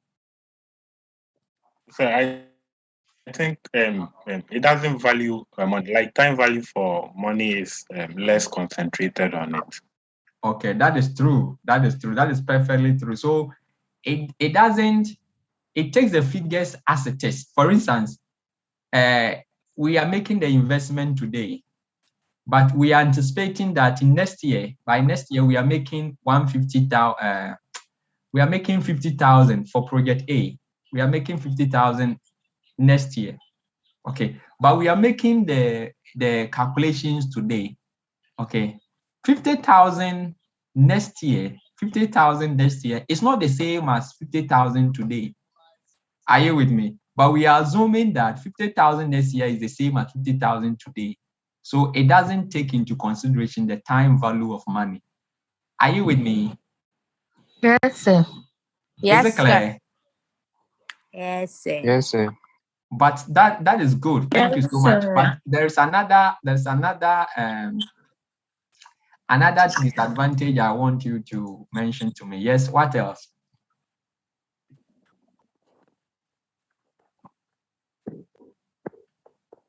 Yes. Michael, again. Like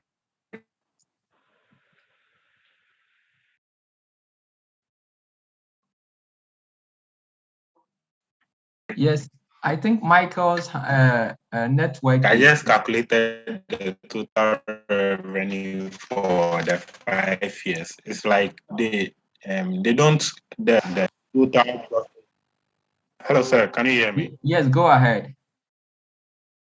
So I'm saying that like I just added all the revenue for project A and project B. So like the profit as at the 5 years is different. So the payback period is considering the total profit at the end of the particular useful life of that particular project. Exactly. Thank you so much. In other words, it doesn't care what happens after the payback period. Do you understand? So even though you are paying back within a shortest period of time, but the other project that is paying back in a long period might have a higher profit compared to the one that you pay back within a shortest period of time. In other words, it does not take into consideration the profit that is made after the payback period. Look at the inflows. Look at the project B. Look at the fifth year. Look at how much we are making there. Just that inflow alone. Are you with me? Yes, Hello? sir. Yes. Yeah. So it doesn't take into consideration what happens after the payback period. It only focuses on the duration, payback period, paying it off within the shortest period of time. But you can pay in within the shortest period of time, but in the long run, the other project might yield a hoping returns compared to how much you are recouping, or the payback period you are using. Okay, thank you. That's all. So please go and read further. Okay, good. Oh. Any question? Any question? So someone's hand is up. Yes. Whose hand is that? Let me see. Okay, there's no hand, no. Or okay, I think the person has withdrawn. Okay, good. Now let me move on to the other one. So we have net present value, NPV. NPV simply means that, so let me forget about the present value and talk about what we call net. When you hear net, net means difference. Is that not it? Hello? Yeah, that is it. Yes. So here, what we are saying is that we are looking at the net value. Net value. Net value means that when you subtract all your costs from your income, okay, the value you get is what we call net.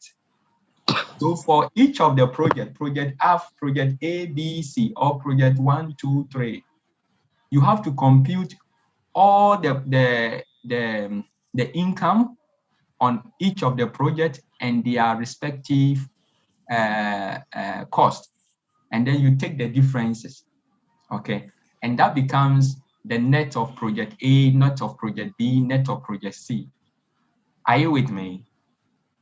But yes, sir. But as I explained earlier, the inflows or the income and the expenses will be incurred in the future, okay. And if you incur, yes, Daniela, give me time, I'll call you. If you incur the money, the cost 5 years time, and you are computing it today, 5 years value is not the same as today. So you need to apply what we call discount factor. You need to discount the future income and the future expenses so that you're able to bring the future value into the present value. That is why we call net present value. Are you with me? Which you know, I think you know better than I do, because I am not, you have done those things. Okay, so it's simply net present value simply means the difference between the present value of cash flow or cash inflows and the present value of cash outflow. Okay, so you do that for each of the projects. So in other words, you compute NPV for project A, project B, project C. Now, the project that has a positive, the largest positive NPV indicates that the project will yield the highest or the largest return. And that is the project that you have to embark on, okay? And this is the formula for computing NPV, which I believe you know very well. Any question? But remember, the decision point is that a positive NPV indicates the project will yield highest return. A positive NPV simply means the highest or the project with the highest or the biggest NPV is the project that you select. Okay. Yes, Daniela, what's your question? Sir, please, was a mistake. Okay. Thank you. Any question on this? So what about the situation where we have a negative NPV?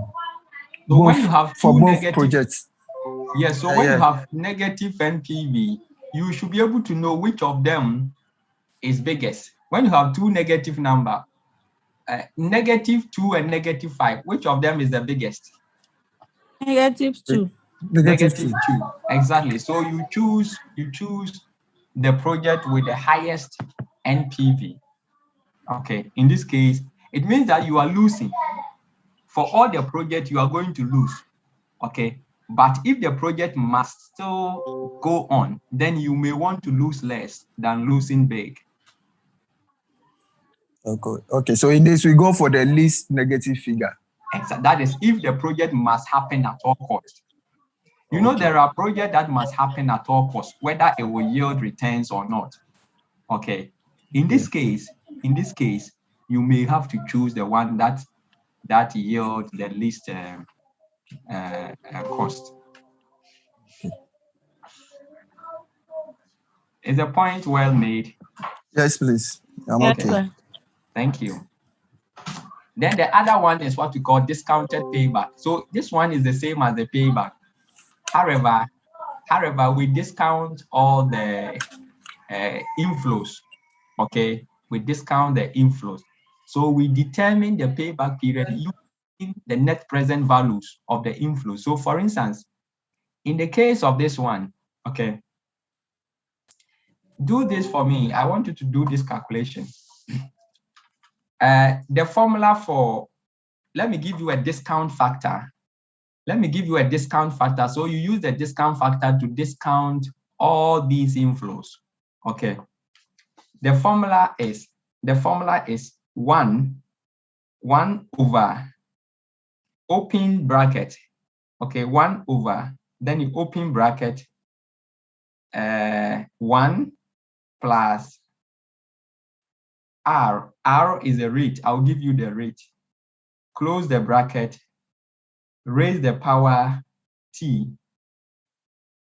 Are you with me?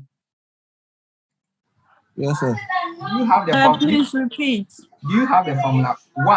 1 over 1 over, then you open bracket 1 plus R. Close the bracket, raise to the power T. Did you get it? Yes. So this is what we call discount factor. Now let me give you the percentage. The rate is 30%. Okay. The rate is 30%. And then the time is the years. Are you with me? So when you are computing, you are applying the discount factor to time 0. The T becomes 0. Are you with me? Yes, sir. Okay, and if you are applying that to the year 1, the T becomes 1 and so on. So compute the present value for revenue for project A. Okay. Remember that you need to change the percentage to 1. Okay, so it becomes 0.3. Are you with me? Yes, sir. Yes, sir. So it becomes 1 over 1 plus 0.3 raised to the power 0. That is if you are doing that of the year 1, which is the outlay. But if you are using year 2, which is the 550,000, then it becomes 1. If you are doing year 3, it becomes 3. Are you with me? Yeah. So compute the present value, for all the revenue in year 1. Okay.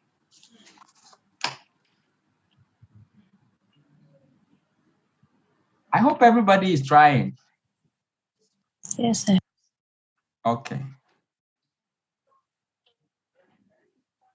So we are trying.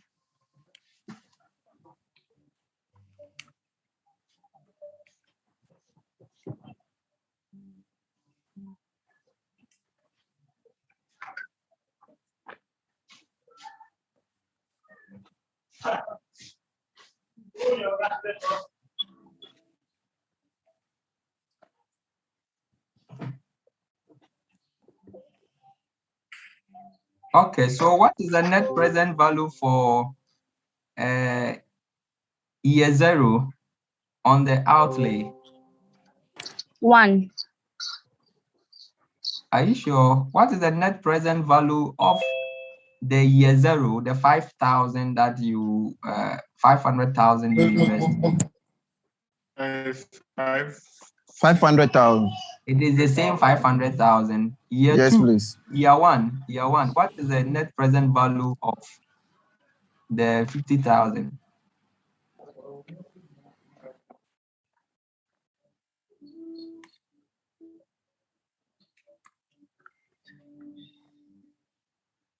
Calculator.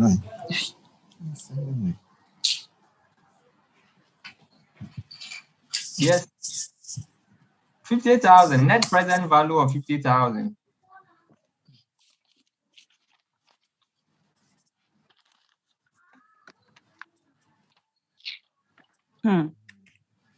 Oh,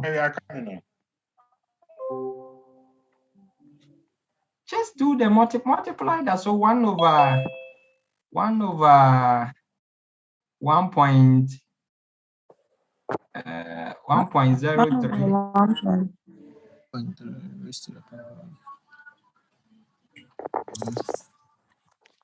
1.3 raised to the power 1 will give you what? The same, so it will be 1.3 over 1 over 1.3 times the 50,000. Is that not it? Yes, sir. And what value are you getting? Hey, 38,450. 38,000. Yes, sir. Okay. And then year 2. 88,755.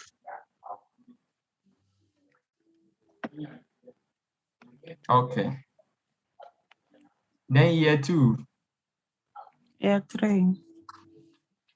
No, year 3 is 5. Year 2 is 150,000. What is the present value of 150,000 at that rate? If you use the rate of 30%.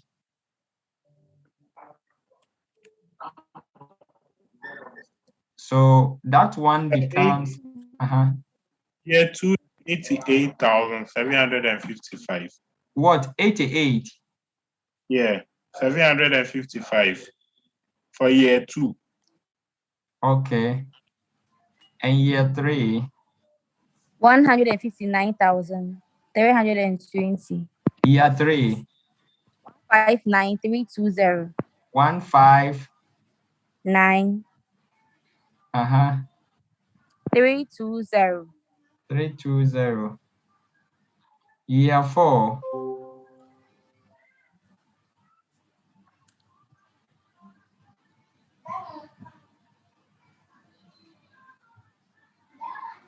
210,060.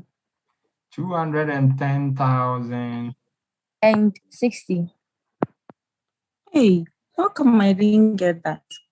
Like 210,060. 210, 210. 060. 060. Okay. And then year 5. Because me, I'm not doing it. What you are saying is what I'm writing. Year 5 Year is 5. 134,600. 134,000. 664.3. Okay. Good. Now everybody should stop doing it. Now, what are the point I want to do now? You see, the present value of the figures are different are lesser than the future values we have. Are you with me? Yes, sir. Good. So now we calculate the payback period based on the present value, these present values. rather than the payback period. So here, you remember somebody said the disadvantage of the payback period is that it does not take into account the time value of money. But if you go by the discounted payback period, we have accounted for time value of money. So we have brought the future values, the future inflows to their present value. Okay. Now, based on the new one, you just have to add them. Add year 1, year 2, year 3, year 4, and then keep on adding. The year that pays off the 500,000 is the year that you are recouping your investment, and that is the discounted payback period. Are you with me? Yes, sir. Is it clear? It's not really clear. Oh, what is not really clear? Say it again. Do you understand the main payback period? Yeah.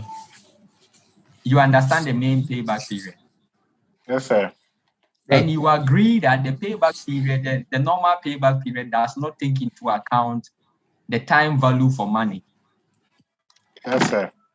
Meaning that it doesn't, the future value to tomorrow is not the same as a value today. So the 50,000 we are getting next year cannot be the same as today. 50,000 today, it can't.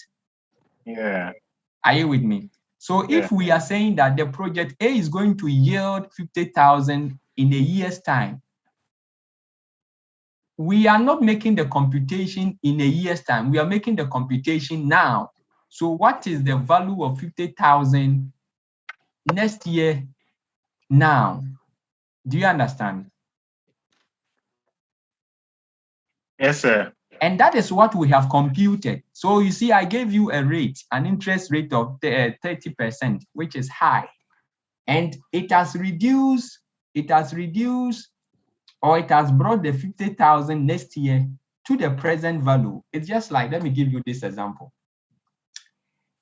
If you have a piece of land, assuming you have a piece of land, and you want to sell the land in 5 years' time for probably 150,000 Ghana cedis. You are saying that, oh, this piece of land, I will sell it for 150,000 Ghana cedis. Okay. In 5 years' time. But something happens. Probably you have to pay your fees and you have other issues. So you decide that, okay, I want to sell the land now. Now, are you going to sell it for 150,000 Ghana cedis?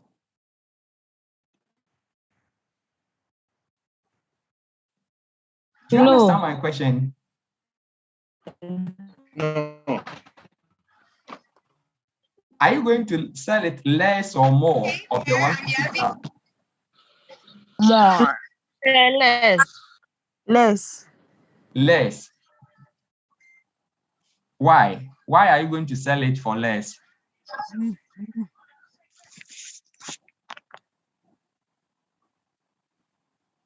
Why are you going to sell it for less?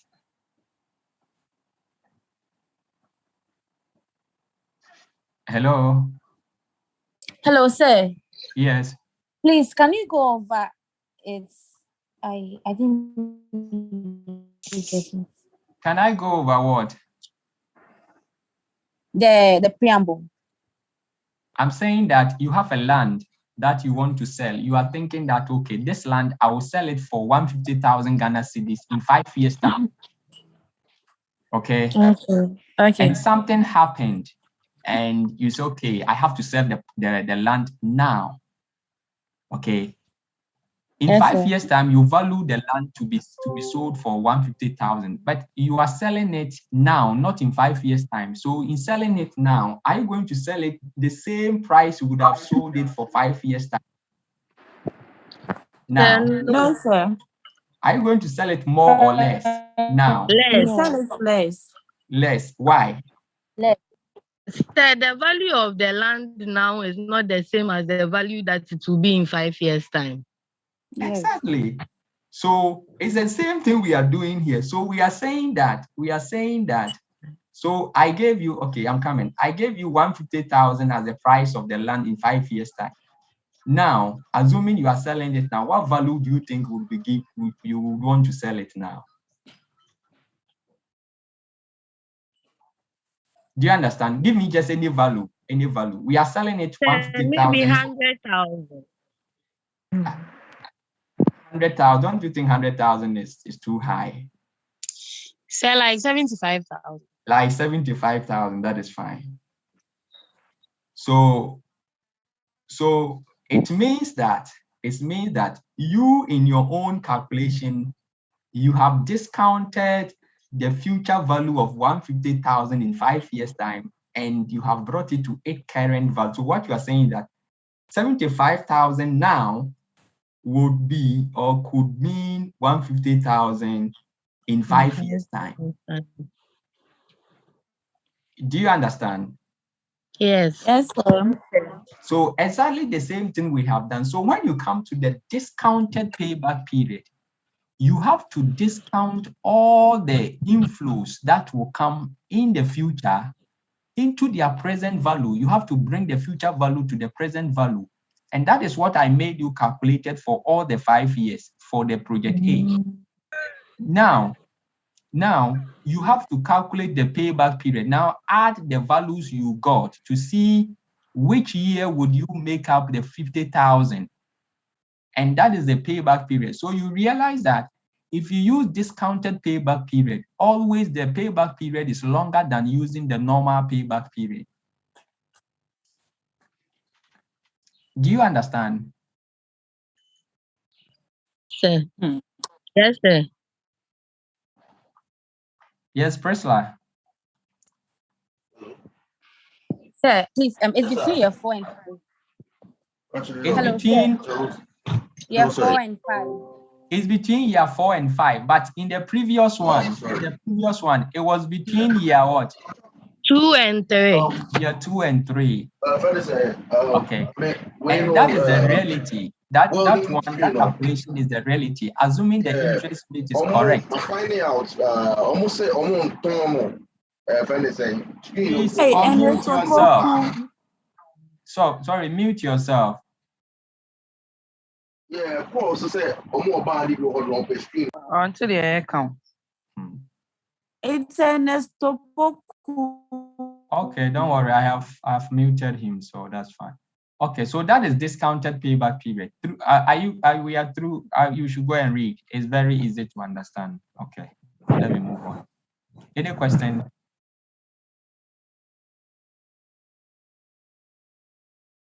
Any question? No, sir. Okay. Now, the other thing, the last one, and then off from your screen, is that of what we call internal rate of return. Internal rate of return is the rate that will make NPV go to 0.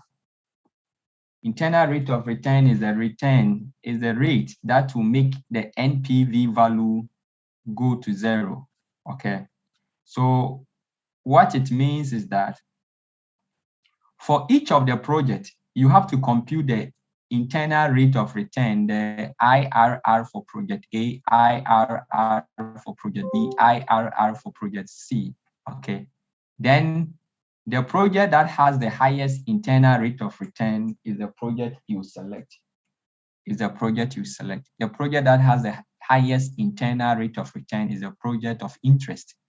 In other words, the project that will yield the highest return. Okay. So you have to go and look at how to compute internal rate of return. Simple. Any question? Any question? No, sir. No, sir. Okay. Good. So I think I will end here. I'm left with some few slides. Next week, I'll begin from here. Okay. Where is my timekeeper? Is it Abigail? No, Priscilla. Is it Priscilla? Yes, sir. I'm the one. Priscilla. Okay, Priscilla. Next week, remind me that we are starting from project portfolio management. Okay, sir. Okay, project portfolio management. Please go and read. If there's any issue next week when we meet, just let me know, and then I will clarify it before we move on. Yes, sir. Okay. In the absence of any other question, I would gladly want us to end here. Any question, any seconder, any? Yes. Okay, so on this note. Okay, so. Sir, please, I second. Okay, so until we meet again next week. Yes. Yeah. Please, I have a question here, but you. Hey. No. Ask your question. Ask it. Ask. It's not. It has nothing to do with the slides. Okay. I think it's a personal observation. Okay, go ahead. I'm listening. Yeah. So when someone asks you a question, or when someone says he or she doesn't understand, you find it strange. I find it strange. Yes. Really? Yes. Maybe it's my tonation that makes you think like that. Yeah, they are like, hey, what don't you understand? Hey. No. Like, sometimes, no. Sometimes I want to. So, for instance, if you say, can you go over? And I asked you, what? Go over what? So you see, if you say go over, you haven't said anything. We have done so many things. Are you with me? So if you are very specific and say, can you go over the slides you just presented, or can you go over the NPV you just explained? You are very specific. I know what you are talking about. So I choose to say, when I say what, it's not like I don't want to answer you or I'm surprised. No, I just want to be sure what specific thing you want me to go over. Okay, so I think it's the tonation that makes you think that I'm surprised. Okay, but I'll take note and probably see how I can change my tone or something. So please don't let that deter you from asking your questions. Okay. Okay. In any case, that is why I'm here. If at the end of the day I spend 2 hours, 3 hours with you and you don't understand, what have I achieved? Nothing. Waste of time. Are you with me? Yes, sir. So thank you for that kind comment. Not everybody would be so bold to point out this, but I appreciate that comment a lot. Okay. Thank you very much. Great. Thank you. Good. Any other question or comment? Okay, so in the absence of any other question, I would say that let's meet again next week, same time. Have the very best of the weekend and also the coming week as well. Okay. Okay, sir. So you can go to your beach. Okay. Am I invited to the beach? No, today nobody is invited. Okay. All right. Okay. Bye-bye. Bye. Bye.